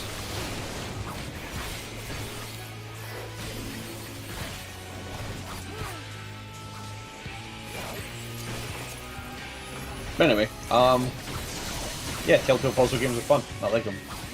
Agree. When they're actually puzzle games and not fucking interactive movies.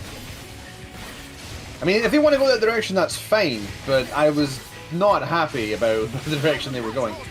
I mean, don't get me wrong, it's not like the writing's bad or anything. Like, Tales from the Borderlands. Tales from the Borderlands or off the Borderlands? I think it's from the Borderlands, okay. Yeah, it's from the Borderlands. The first Tales from the Borderlands is actually really good. It does a very, very good job at taking the Borderlands world and making an actual, like, cohesive, nice story. The puzzles are absolutely brain dead, but there's good interactions with the characters, and again, it's why I'm actually so mad at Borderlands 3 and what they fucking did to Rhys. Still angry. We'll never get over that. I'm gonna be pissed for the rest of the time.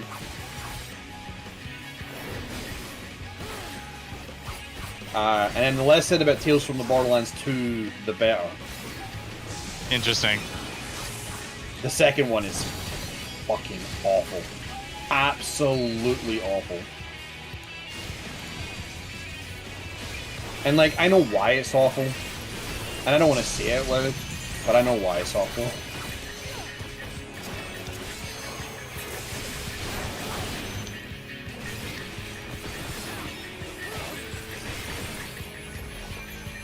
I've seen a lot about Dispatch, actually. It is also the same thing. It is a movie game, but I've seen a lot of things about Dispatch. A lot of people really like it. It feels like it's not a game I would play, but I feel like there's enough game in Dispatch so that if you wanted to play a game, it's there. But there is a lot of movie. Yeah.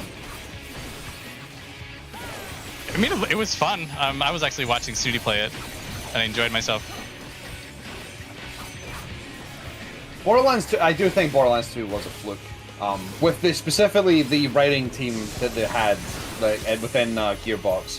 The Telltale Borderlands game was a separate team.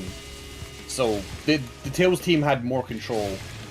And that's why that story is as good as it is. And again, like, the weird thing about Borderlands lore is that, like, the DLC is always significantly better than the main story. In many cases. Not all the time, I will admit, but like, if you look at Borderlands 1, all the DLC is fucking amazing. General Knox is what a character, oh my god. But... Still tired like, Borderlands to this day. 2 also...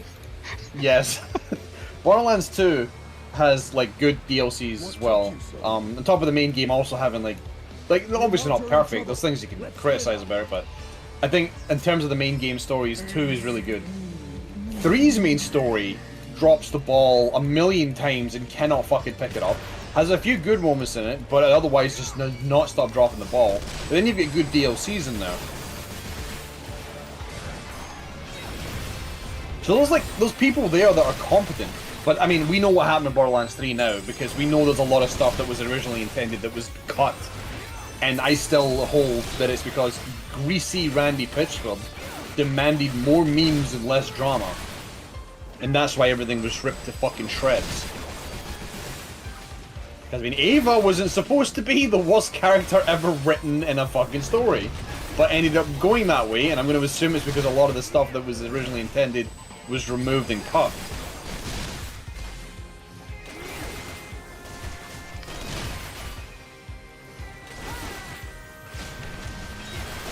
Tess is also kind of mad that his main died, but that's understandable. Unceremoniously. Yes. We need you to die for the plot right now. What? No, dude, we did it with Bloodwing in the second game. We gotta kill somebody else in the third. We gotta up the stakes, man. We gotta make it more impactful. Like, again, one of the parts that were cut was Ava coming to terms with the fact that she fucked up, and that's why Maya ended up dead. And Lilith having to, like, try to coerce her into not giving the fuck up. But that whole thing was cut. So all you get is Ava taking a temper tantrum and blaming Lilith for somebody dying. Even though we know if Ava wasn't there, Maya wouldn't have been fucking occupied. And it might never have happened that way.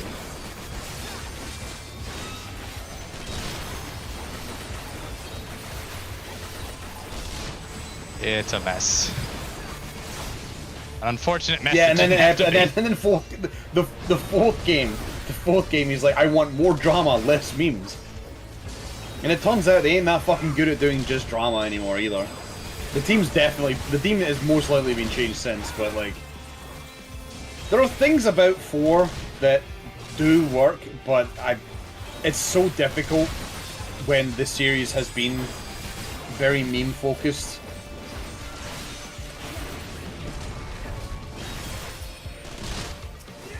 So it just becomes kind of boring, and you can kind of predict where a few things are going within the story as well. So like buy the books. Again, I do think 4 is a bit better than 3, but not by a large margin. Just very slightly, which does not sell it very well. But yeah, 2 definitely feels like a fluke sometimes. I mean, I forgive 1 as well, 1's initial story being as bare bones as it is, because they were just trying something. You probably didn't I mean, they were probably hoping it would get big, but I don't know if they really expected it to get big. There's some decent lore in the quest logs, but not actually like voice lines. But then you got the Dr. Zed DLC, which is fun. And you get General Knox. The Claptrap one is kind of whatever, but. And I mean, again, we look at the fact that Borderlands 2 was able to make Tiny Tina a great character, like a character I enjoy because of the Torg DLC, and created the SpongeBob Patrick Squidward dynamic. That was also a fun DLC. I enjoyed that one a lot.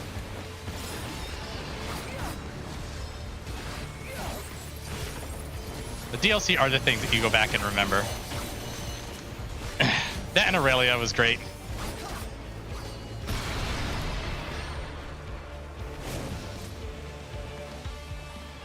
Yeah, I didn't bother with Borderlands 4, and I'm not going to. I didn't even bother with doing the Dark Ages either. I didn't bother Modern that. gaming needs to just. I didn't feel a like, need. Things are just so expensive. I'm not made of money. Oh, but there's so much work going into it. I'm not fucking paying a month worth of saved money on one game. I give myself a limit how much money I spend, and I'm not spending on that.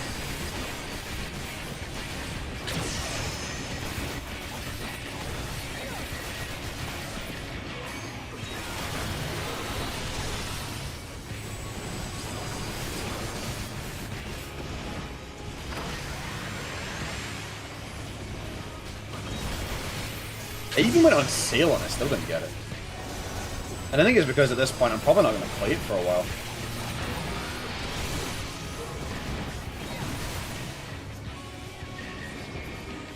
So I'll just wait for it to go down to like $5 and then grab it.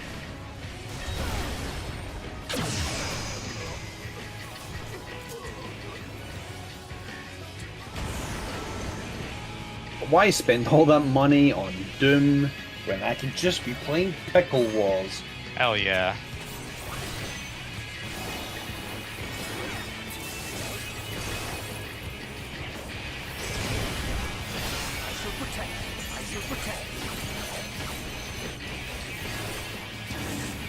I know it's got a name tag, so I know it's not special.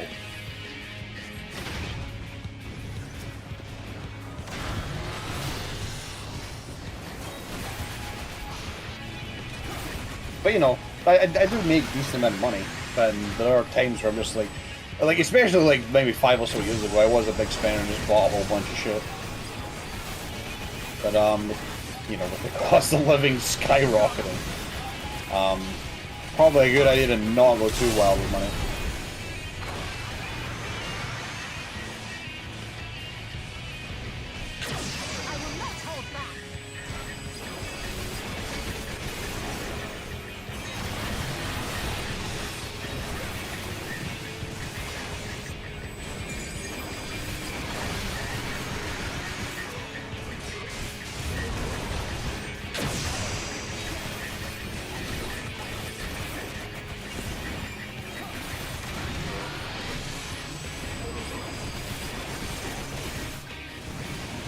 Or 489 is still too much.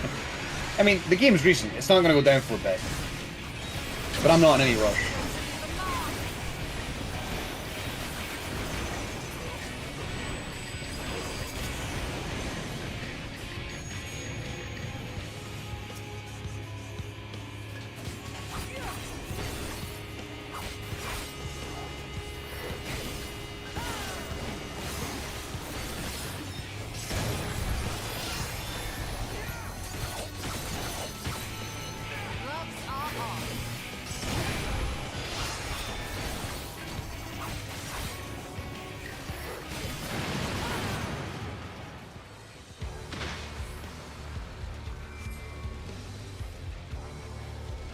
Oh man, I love this fight.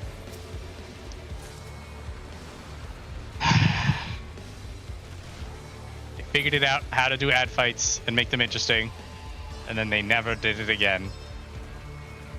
And there's more ad fights than this that are pretty good.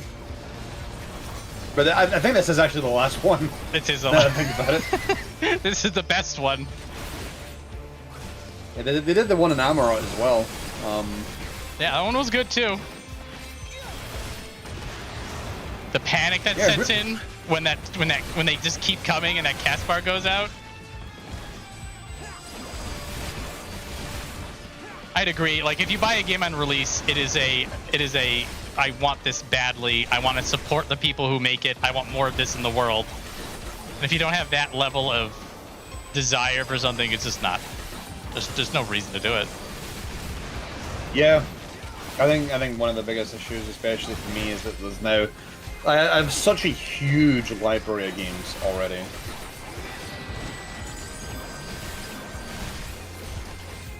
I mean, as somebody who has played Doom for most of his existence, you'd think I'd be jumping on the Dark Ages immediately, but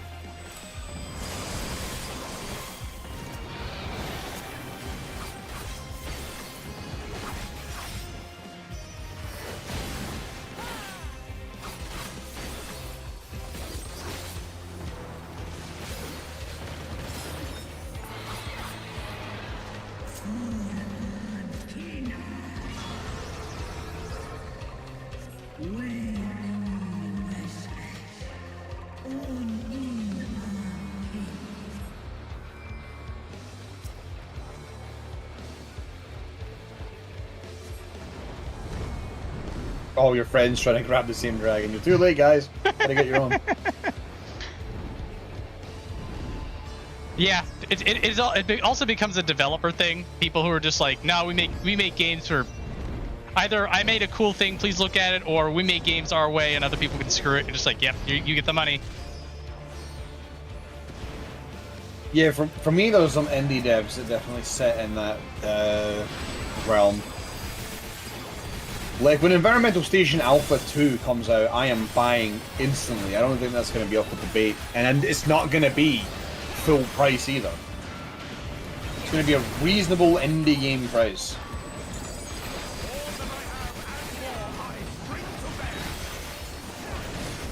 Same with, like, the Animal Well guy. If he makes something, I'm also jumping on that.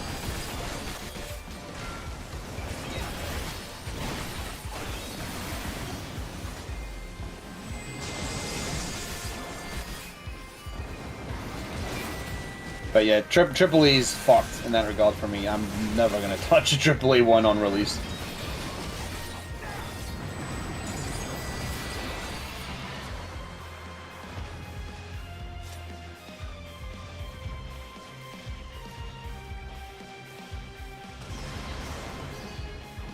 Dude just ate missiles.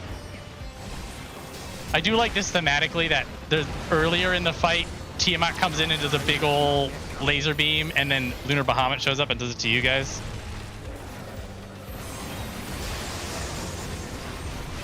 It's cute. It's cute. I like cute little dungeon things like this. I really do like Paglth'an, despite the amount of times I've run it. Mm-hmm. No, I mean, my grievances with dungeons in general is always going to remain because of the killing. A lot of cases, killing mobs between fights is still just not that interesting. But they have kind of not done bad content in a while in terms of dungeons, I feel. Minus that one ad fight that we keep bringing up because it's trash. Yeah. Felcourt and Troy could have been... shit. Felcourt and Troy could have been top 5 dungeons of all time in that goddamn first fight. Yeah. Like, I give Dawntrail a lot of shit, but there's been a ton of really good fights in Dawntrail. Yes. Their combat design has been one of the stronger points. I just feel the motivation to keep playing is significantly lower than it's been. But that's a different topic. We haven't quite got to Dawntrail yet, but maybe we'll get there before the next expansion. Oh, I think we will. Yeah. Oh god. Yeah. The AAA needs all this crap. Syndrome is.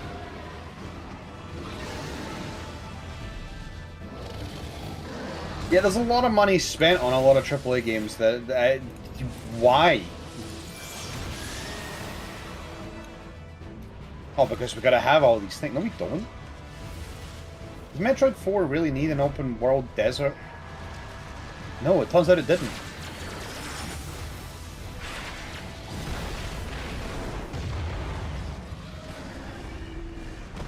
Dude, everybody loves open worlds.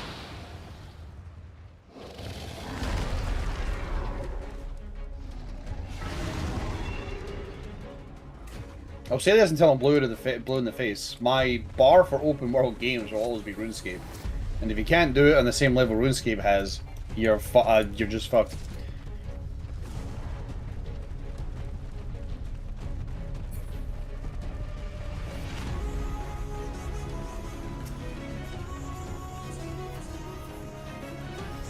Oh man, let's. We got to ramble about Metroid 4 and why there's so many things wrong with it. There's just so many decisions made that just feel like, why did you do this? You surely you knew this was not a good idea.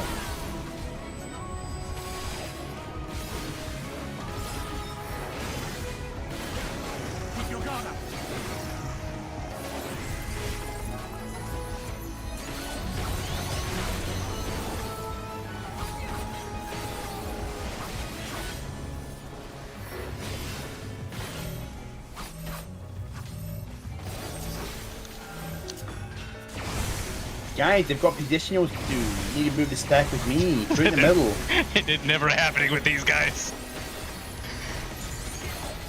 I need to get my controller muscle memory to start using True North. True North before they're gonna do shit for me.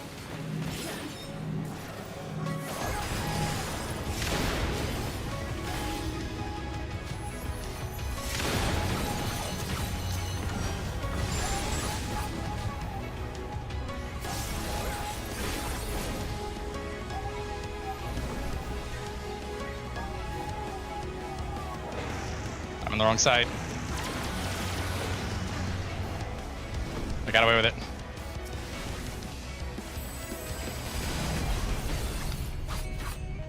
Oh, thank God, I still can do mechanics.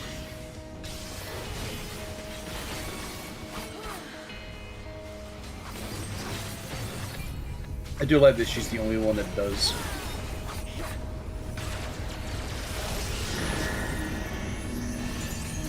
My favorite thing during the mom fight, that Y'shtol's the only one that does every mechanic correctly. Yes!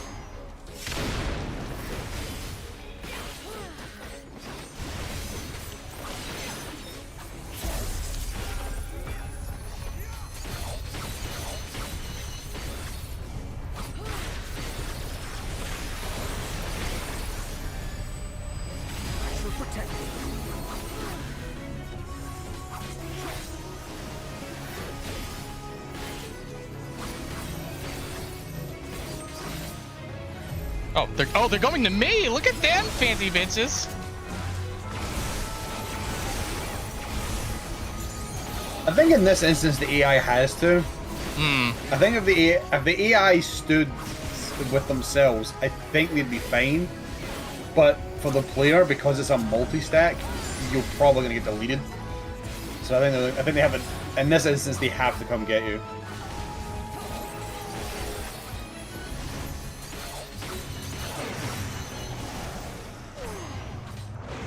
Oh, I'm running. Oh, I got out of it. Holy.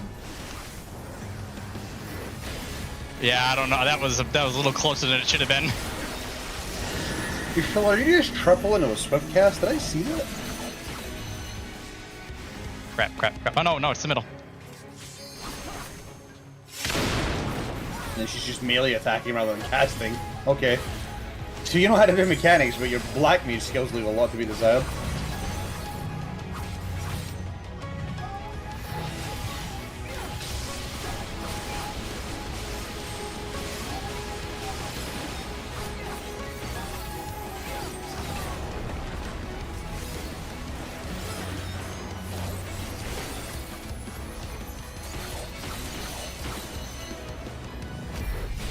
It must not be a triple when she does it.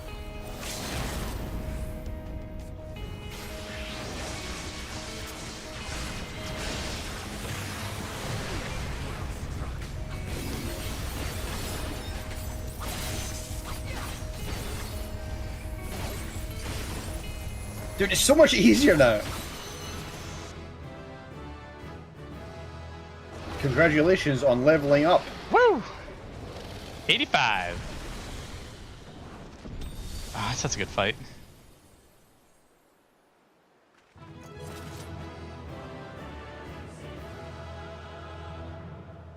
Ooh, stoic.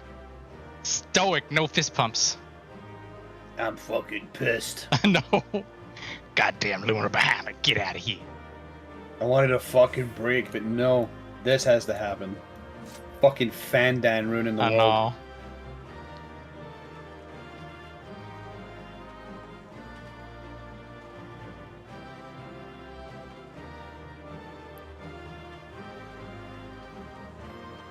I think Y'shtola would be better at doing Black Mage than having to have Urianger explain Fire and Ice. No card. Thank God. Fuck. I would have actually been so unhappy if you got it. I'm not sure, like, in the back of my mind, I'm just like, just cut the stream. And then I'm like, you know what? Maybe you do. I'd have to do some sort of a bit.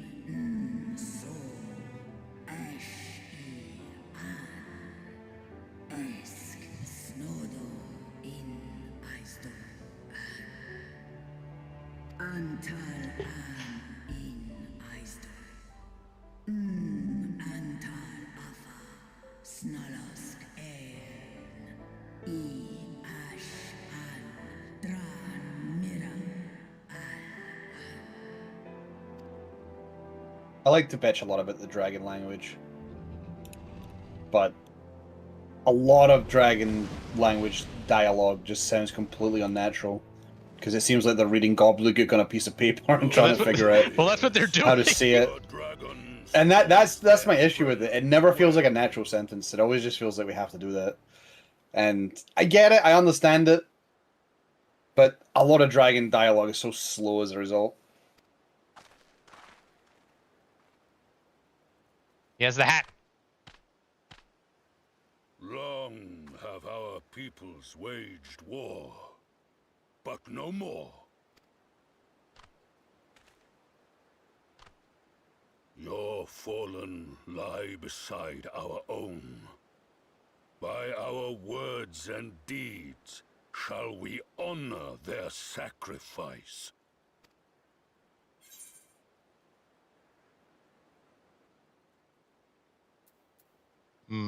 No asshole responses. It's not the appropriate time to be an asshole. Can we hold hands?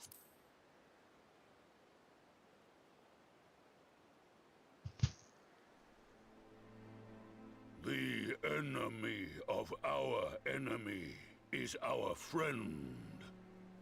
And you have proven yourselves worthy of our trust. It is the Garlians who are deserving of our fury. Scandinavian language really slowly. That's a waste, ain't it?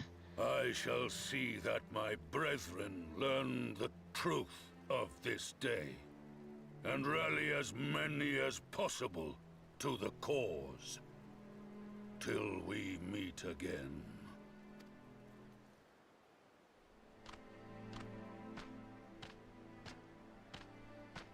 I feel like I might be wrong. I feel like it was Seto's voice actor that played that part. The Amal'jaa. They might have borrowed somebody. Yeah, they probably did. I know they reuse a lot of voices. I think those are the only voices he's ever going to say. Unless, oh! There's a couple meetings that we have with the Tempered, and then we talk with everybody later in Walker, but they might be a different person at that point. A different voice talent. It would certainly seem that way. The Sultana will be pleased. Let's go and give her the good news, shall we?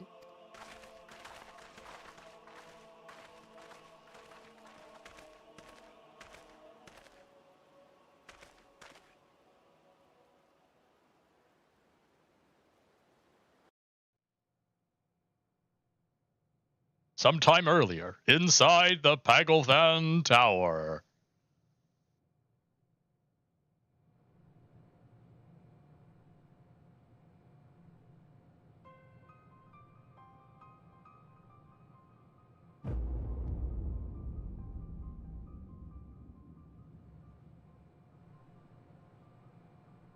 Did enjoy how unsettling the tower aesthetics are.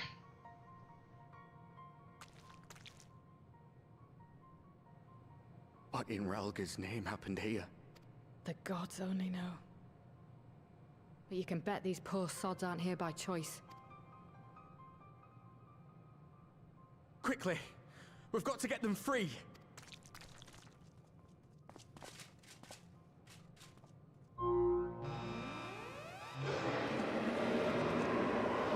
Get back!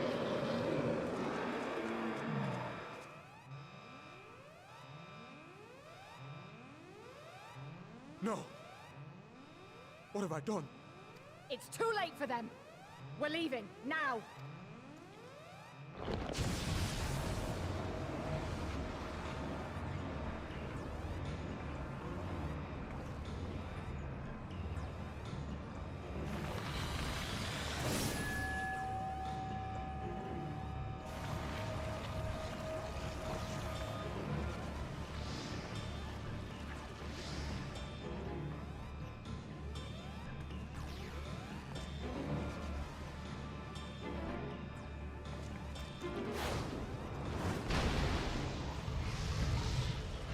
That one weirdo, the wall is so cozy. No! No! Don't you dare! We came together and we're leaving together!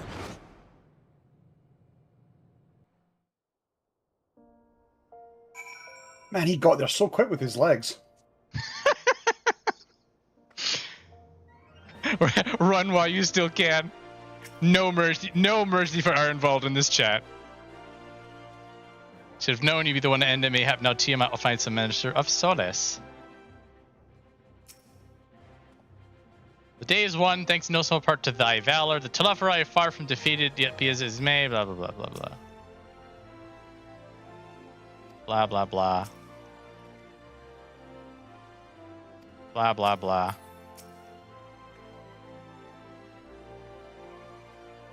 The Amal'jaa fighting alongside us brought to mind the Zun of the Crystarium. I pray that our peoples can forge bonds as strong as those from our counterparts in the First Nets. Towing the party line. Yeah,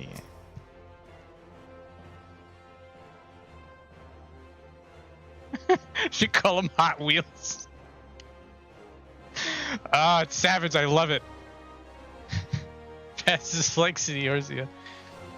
It'll be too much to hope that we have seen the last of Hydaelyn. We have dealt his schemes a telling blow this day, and that alone has caused us to celebrate. And celebrate I will, when we've received word of Arenvald's safe return. Alphinaud never celebrated again.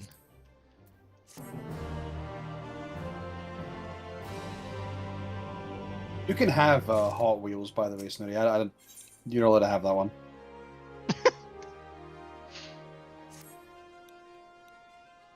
I never liked Hot Wheels. They were always like the cars were fine, but the tracks were always garbage because you get one use out of it and it'd be dead after that. Because there's not a whole lot you can do with it except the one gimmick that it has. Sorry, I'll stop rambling. You need those like more elaborate kits. Like there's the one, and also the problem with those is that like if one piece of your track gets broken or something happens to it, then you have to compensate for it. You have to build it smaller and stuff. If you're just running your Hot Wheels around the coffee table, though, you're fine. Until your parents get mad at you. But anyway, that's another story. Standing around here worrying is not going to help matters. Come, we must discuss the day's events. Let's go to a meeting. Brave Scions. Oh, hi. Urgent news from the frontistery.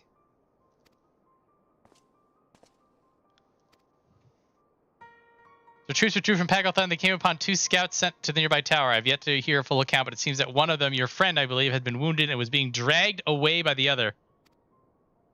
Oh, the Hot Wheels launcher.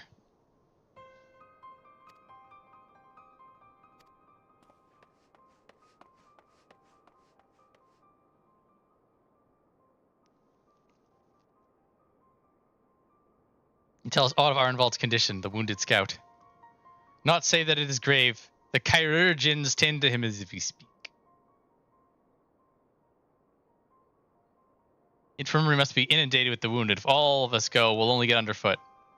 Viola, Estinien, would you mind going after Alphinaud? He may need some support from someone other than me. He needs a bro.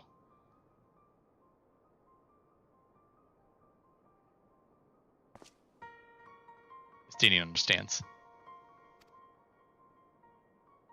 The rest of us see if the relevant people know what took place in the Paglth'an. We'll go to your meetings for you, so you can focus on work. Everybody walks away. Come on, then.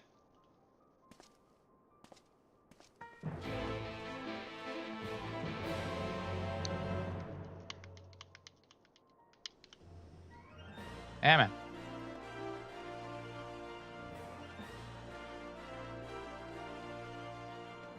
Where's the frontis?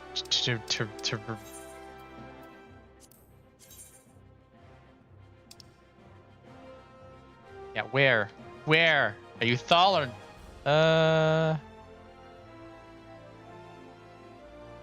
Oh, you're over there. Okay.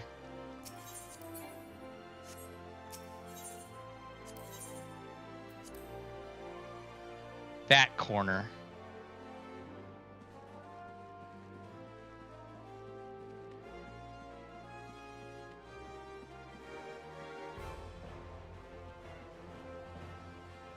Everybody laughed at the Realm Reborn Paladin trainer. Heh heh.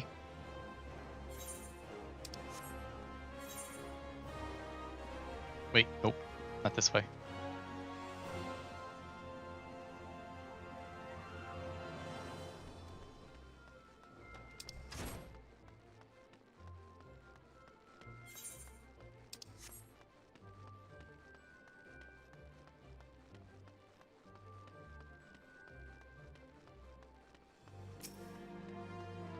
You ran up ahead so you can lean on the pillar, did you, Estinien? I take it Alphinaud is fond of Arenvald. I know how he feels, but hand-wringing is going to help anyone. You had better give a word. You can't do it. Hang on. First, we got to go say hi to Severian. This is probably the only opportunity we're going to have to see Severian again on this MSQ. Severian! Absolute badass. Okay, we're good. Let's go back.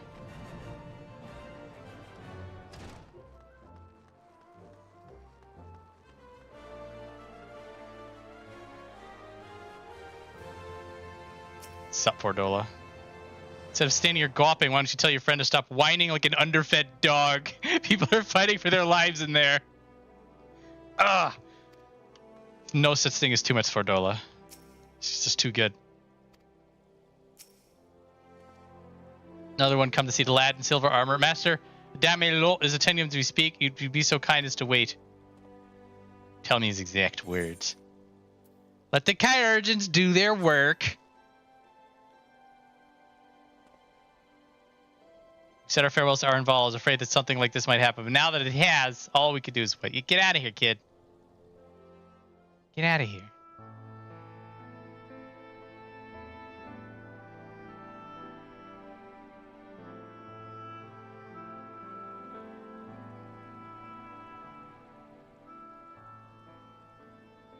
Fordola, have you been waiting here all this time?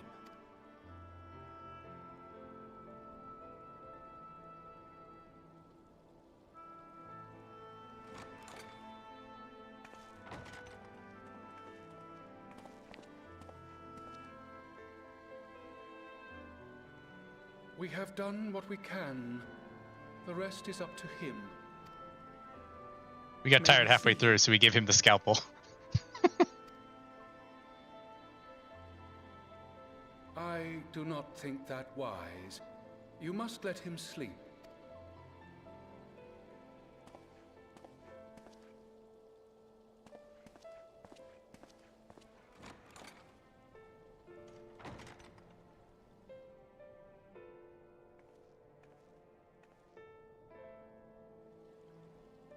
Thank you for bringing him back.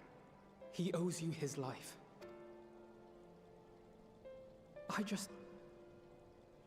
just wish I had been there. Perhaps, I don't know. Perhaps I could have... Get him. Could have what? Got tempered? Don't flatter yourself. You can't save everyone. No one can. Not even the warrior of bloody light. People die all the time, for no good reason. And those who take up the sword die quicker than most. If you're going to shed a tear every time a soldier falls on the battlefield, you'd best stay away. It's no place for the weak of heart. It may be that victory cannot be won without cost. But all life is precious, and I refuse to shrug at its loss.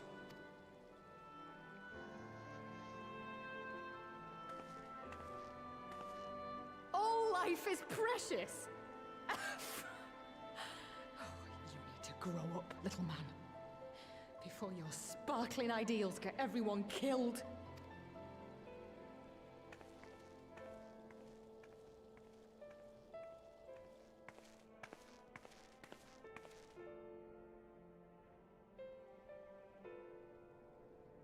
You're right. He is idealistic. But the world has more than its fair share of realists, like you and me. It's people like him who dare to dream that things could be better, and make it happen against all the odds. They are the ones whose names live on forever. The heroes. The battlefield's littered with would-be heroes. At this rate, you'll lot'll be next. And what'll become of your precious dreams then? They'll be gone. Like dust on the wind.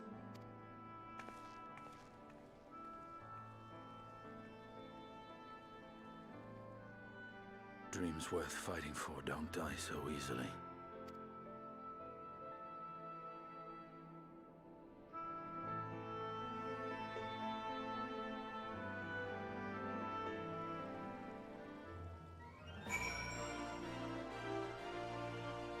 Come on, Alphinaud, just clench your fist a little bit. It'll make you feel better. We're not in Endwalker yet! That woman, she plays at scorn, but her eyes are filled with sorrow. Sorrow deep enough to drown in. Edgy boy. I love the moment that they just edged at each other. They're just brooding. There's not enough room for two Lancers here. Fine, I'll leave. Hilarious. God, I love it. You done pouting, Alphinaud?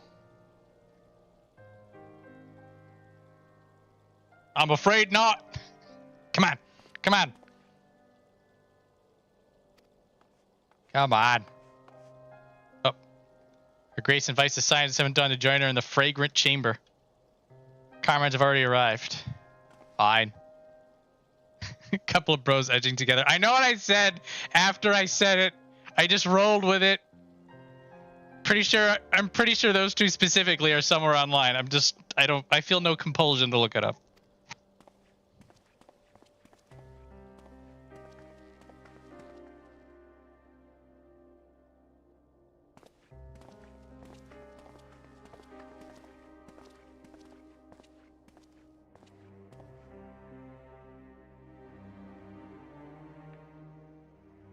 Real recognizes real.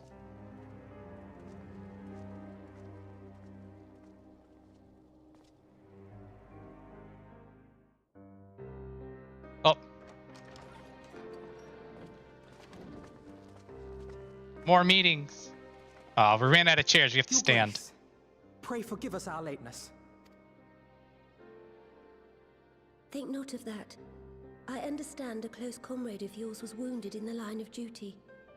Arenvald.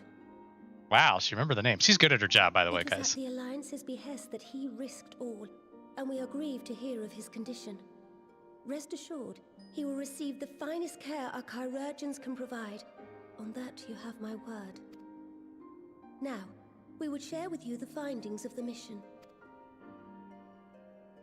Pippin, pray relate to our guests the details of Fordola's account.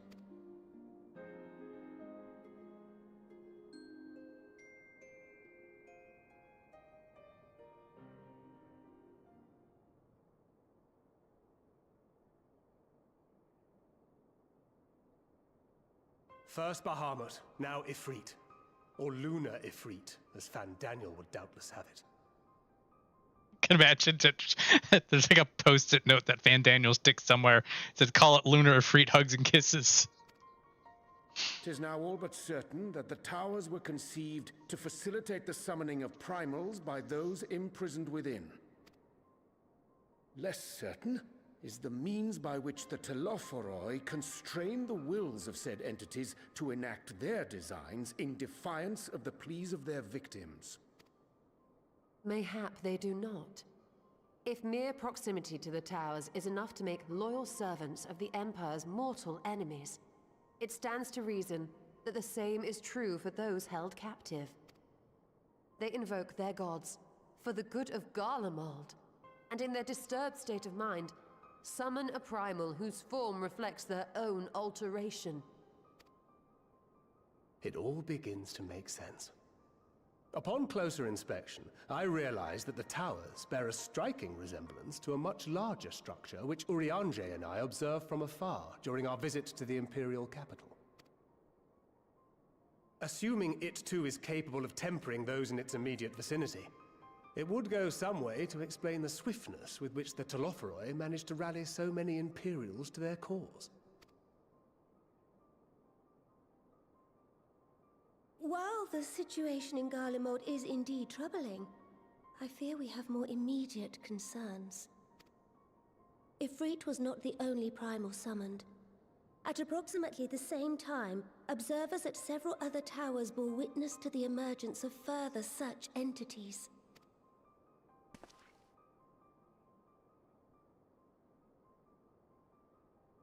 For a blessing, none appear to wield aught approaching the destructive power of Bahamut, and the Grand Companies are moving to deal with the threat even as we speak.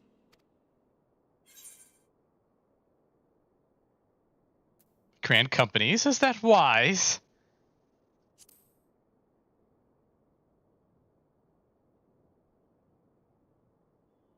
Though we are aware that the task will not be easy, we would call upon the Scions only as a last resort. Pray, conserve your strength for now. After all, it was not so very long ago that you rid us of Bahamut.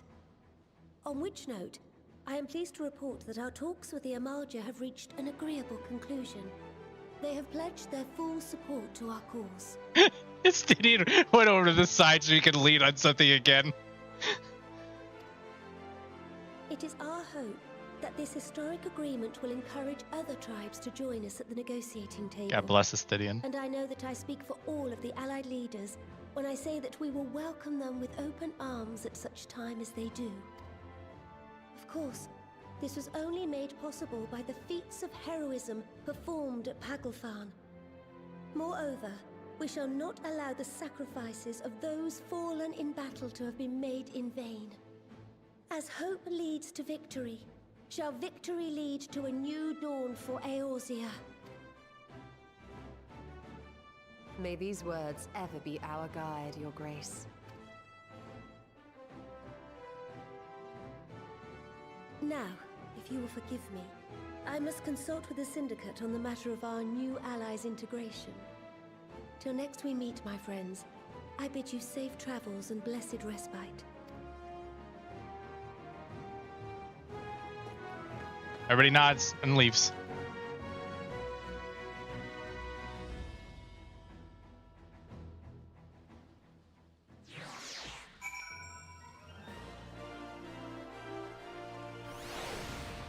Oh, we're a big old circle. Ah, it's Bartholomew. How you doing over there? Oh, nobody's in a series of cutscenes, it looks like.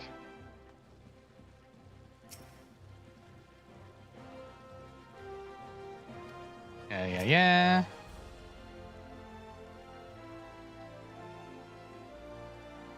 Yes. Let's just fact if you ever own this endeavor, remind me how to mention Tataru. No reason to linger. I'll take my leave. I'm getting out of here.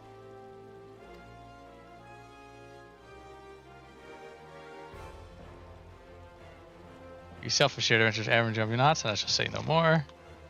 Alisaie, what do you got?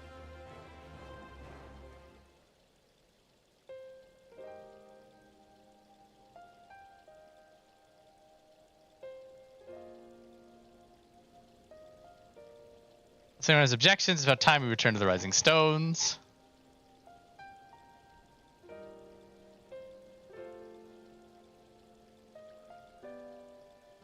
Includes you. Arenvald's in good hands here.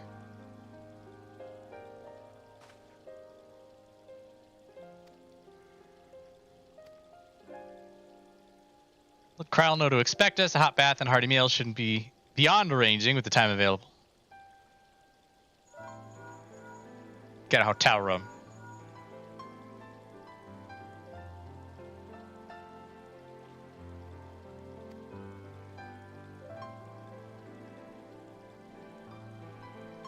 Alisaie senses the brooding. Warrior of Light's not sure what to do. I shall try asking him, and thank you. I shall look forward to it. Carmage eager away to return, and Krile in particular has a few matters she's keen to discuss. One of which concerns you, Estinien. Believe it or not, you will join us, won't you? Fine. Thought you said something Thought you said you were avoiding that Baldessian woman.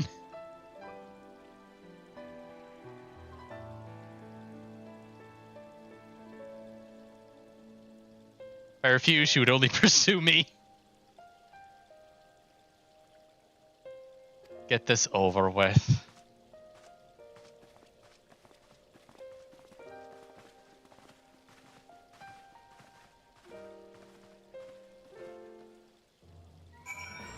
Rising Stones.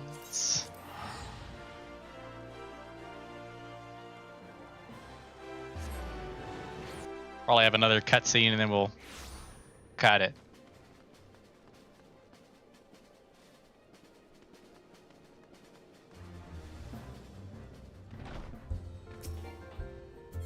Let's go.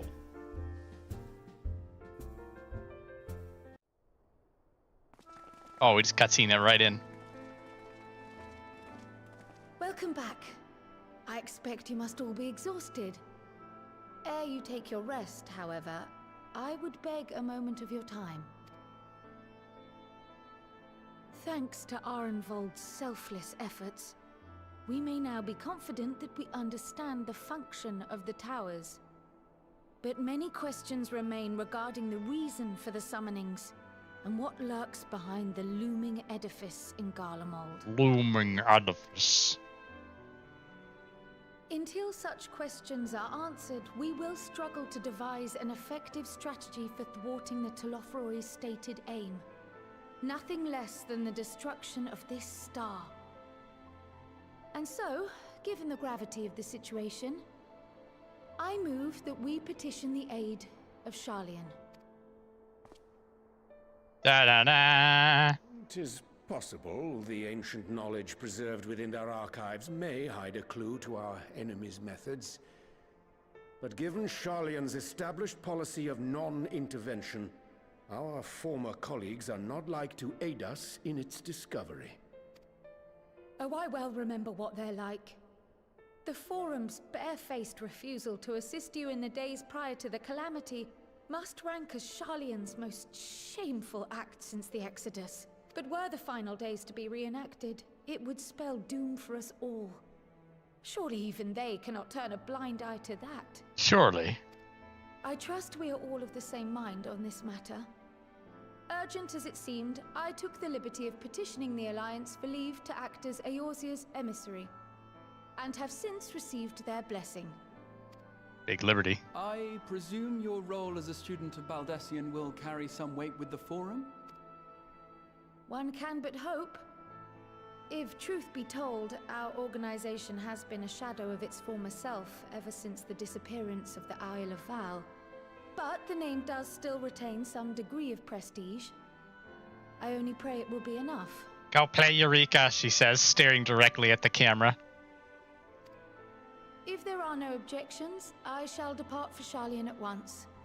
But before I do, I should also mention the other matter to which I would devote some time during my stay.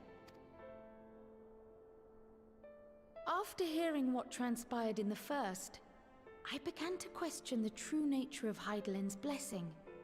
A topic I have discussed at some length with Y'shtola. We were wondering, when was the last time Hydaelyn spoke to you directly?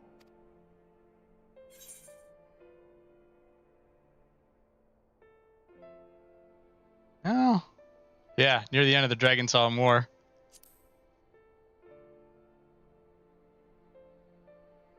When you regained her blessing, was it not? But never since. Not in all your time in the First, when you faced the Unsundered, the very heart of Zodiark. History shows us that Hydaelyn is able to awaken the echo in her chosen, convey her will directly, and grant the blessing of light. To our knowledge, however, she has not sought to intervene in man's affairs for some considerable time. Ultima was a lot of the deal, guys. Might not the explanation for that lie with her choice of champion? Mayhap she is content to trust in her judgment. Urianger. Not in front of others. Mayhap she is. But following my initial discussion with Krile, I made inquiries of my own. And as far as I am able to tell, Hydaelyn has not made her will known to anyone. During my time in the First, the Oracle of Light spoke to me through Reen. But that was not the will of Hydaelyn. It was Minfilia herself. Indeed. And while she and Hydaelyn were inextricably linked, Minfilia yet acted of her own volition. A messenger, yes, but one who spoke with her own voice. I wonder, could Hydaelyn's silence suggest the presence of some disruptive force, perhaps? Some obstacle to communication? While I share Urianger's high opinion of your conduct, Why, thank you. I see no reason why she would deny you her guidance altogether. Then again, who am I to say? The fact is, we simply don't know. But if the explanation is to be found anywhere, I can think of worse places to look than the archives of Sharlayan, and their research on the Ethereal Sea in particular. Don't make me read. Still brooding. Resolved though I am to go, believe me when I say that I take no pleasure in the thought of leaving you a member short. Now of all times. Estinien, we stand on the eve of a struggle that will decide the fate of this star. One in which we Scions may play a telling part, yet we are but few in number. One of us. One of us. And so I must ask you again. Will you join us?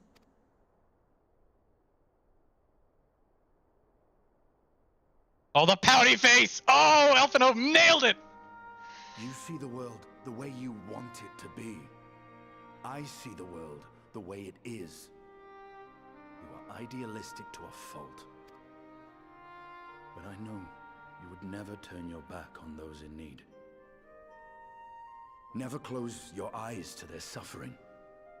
And somehow, your deeds lend truth to your words, giving the lie to my doubts in so doing. I have seen others draw strength from your belief. In Ishgard, in Ala-Mhigo, you inspired them to stand up and fight. To win, no less. And even when you lost those you held dear, you carried their spirit with you and made their memory your guiding light. The burden of so many hopes and dreams would be too heavy for most to bear. But you bear it willingly, as you have shown me. Some dreams are too important to let go. If you have need of my strength, it's yours. After all you've done, how could I refuse? We got him! Thank you, Estinien. Whatever challenges await us, I shall not falter. You have my word.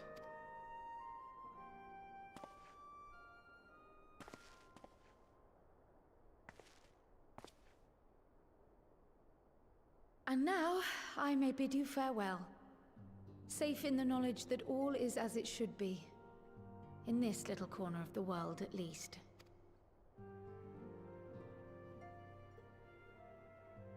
You will be sorely missed.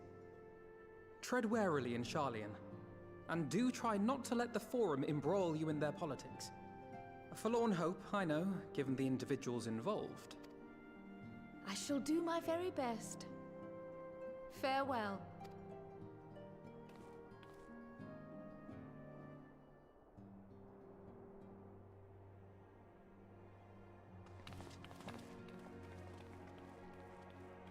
To do a little hoppity to build up steam to get rolling.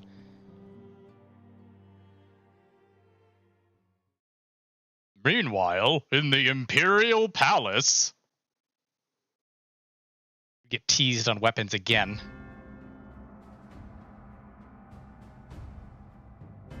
The ironwork spear in the middle, just pretending that it belongs here.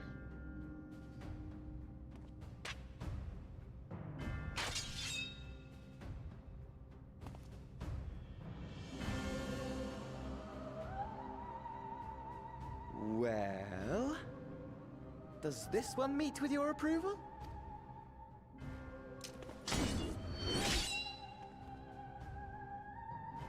Apparently not. Or could it be that you're still upset about the dragons? You can't actually see a Reaper's Scythe in this cutscene, can you?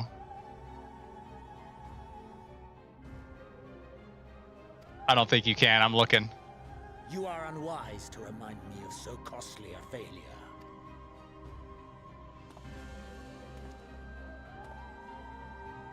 It will not affect our plans, I trust. Oh, hardly at all. Though, admittedly, the chances of us being able to procure any more Mericidian dragons are rather slimmer following Tiamat's reappearance. Meanwhile, this guy. Oh, but the seeds have been sown, my lord. We have only to wait for them to quicken. Speaking of preparations, is it safe to assume that you will be ready to control you-know-what? I'm having fun looking at all these weapons and picking them out. But yeah, I do not.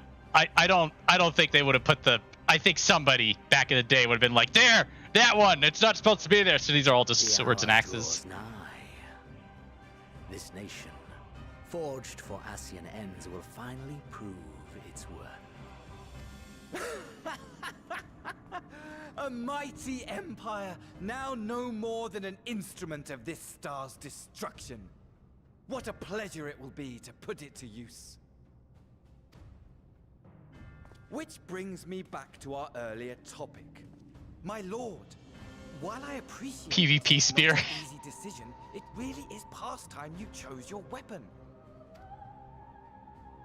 Diamond weapon. There is one that I have been meaning to test.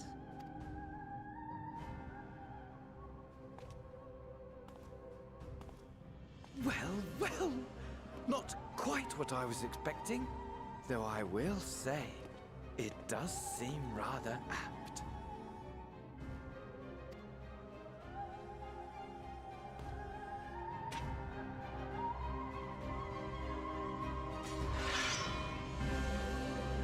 Such teases. Please look forward to it. I know. Got milked so much. You can't really be mad. You're just like, you're like half mad and half like, I am enjoying it, but I can't tell you that I'm enjoying it. But they know that you're enjoying it, so it just all falls apart. All falls apart. All right, let's talk to everybody. Trying to pursue this course, must be prepared for the blah blah. Need of my lance will be ready. If not, I'll be reserving my strength in preparation for the next battle. Oh, sorry, didn't realize you were still talking. Since you're here, I have a question. Scions are in close contact with the East Eldinar Trading Company of Kugane, yes? I was wondering if they could place an order for some sun-dried squid. I don't seem to be able to find it in these parts. Interesting. Though we know not the full extent of the Telophori schemes, preventing further abductions must take the precedence above all else, for therein lies the key to depriving our enemy its most potent weapon. You didn't have anything else, did you? No. I'm paranoid. Sudden appearance of the towers would surely not have escaped the forum's notice. I would like to think they would be more receptive to Krile's request for cooperation in investigating the matter, but unfortunately their reputation would suggest otherwise. They're a bunch of pricks! Strikes me as odd that rather than marching on one of the city-states, the Telophori have so far made only sporadic attacks. I doubt they'd go to the trouble of putting up all those towers if that was all they had in store for us. None can deny that Hydaelyn's blessing has been a great boon to our cause, but much remains unknown in regards to her true intentions. Given everything we have learned from our encounters with the Assassins, we must keep our minds open to any and all possibilities. Amidst all the fighting, it's easy to forget what we've achieved, isn't it? I mean, we cured Tiamat. Tiamat, for heaven's sake! You will tell me if I become insufferably smug, won't you? Because the way things are going, it feels like a definite possibility. God bless you, Alisaie. Alright, so we'll be here. And that means that next week we are an Endwalker, baby. Because there's a little bit more. And then we're on that boat. Exciting. Exciting. Damn, I didn't realize that Azeslot took that long, though. It's been a minute. Alrighty. Yep, next week we're in Endwalker. The Fist Cleanse count will officially begin. I'm finally gonna run this bit through. It's gonna be great. No card. Better or worse. I'm gonna check again. No card. No card. Paglth'an chess piece of scouting. That's it. Yeah. And they definitely... They're like, remember this part. Remember this part. Hey, Hydaelyn isn't talking to us. Look, Zenos is up to some weird stuff. There's towers everywhere. They're summoning things. Oh yeah, Sharlayan's there, and they still hate us. They're building. They're building. We're gonna be ramping off.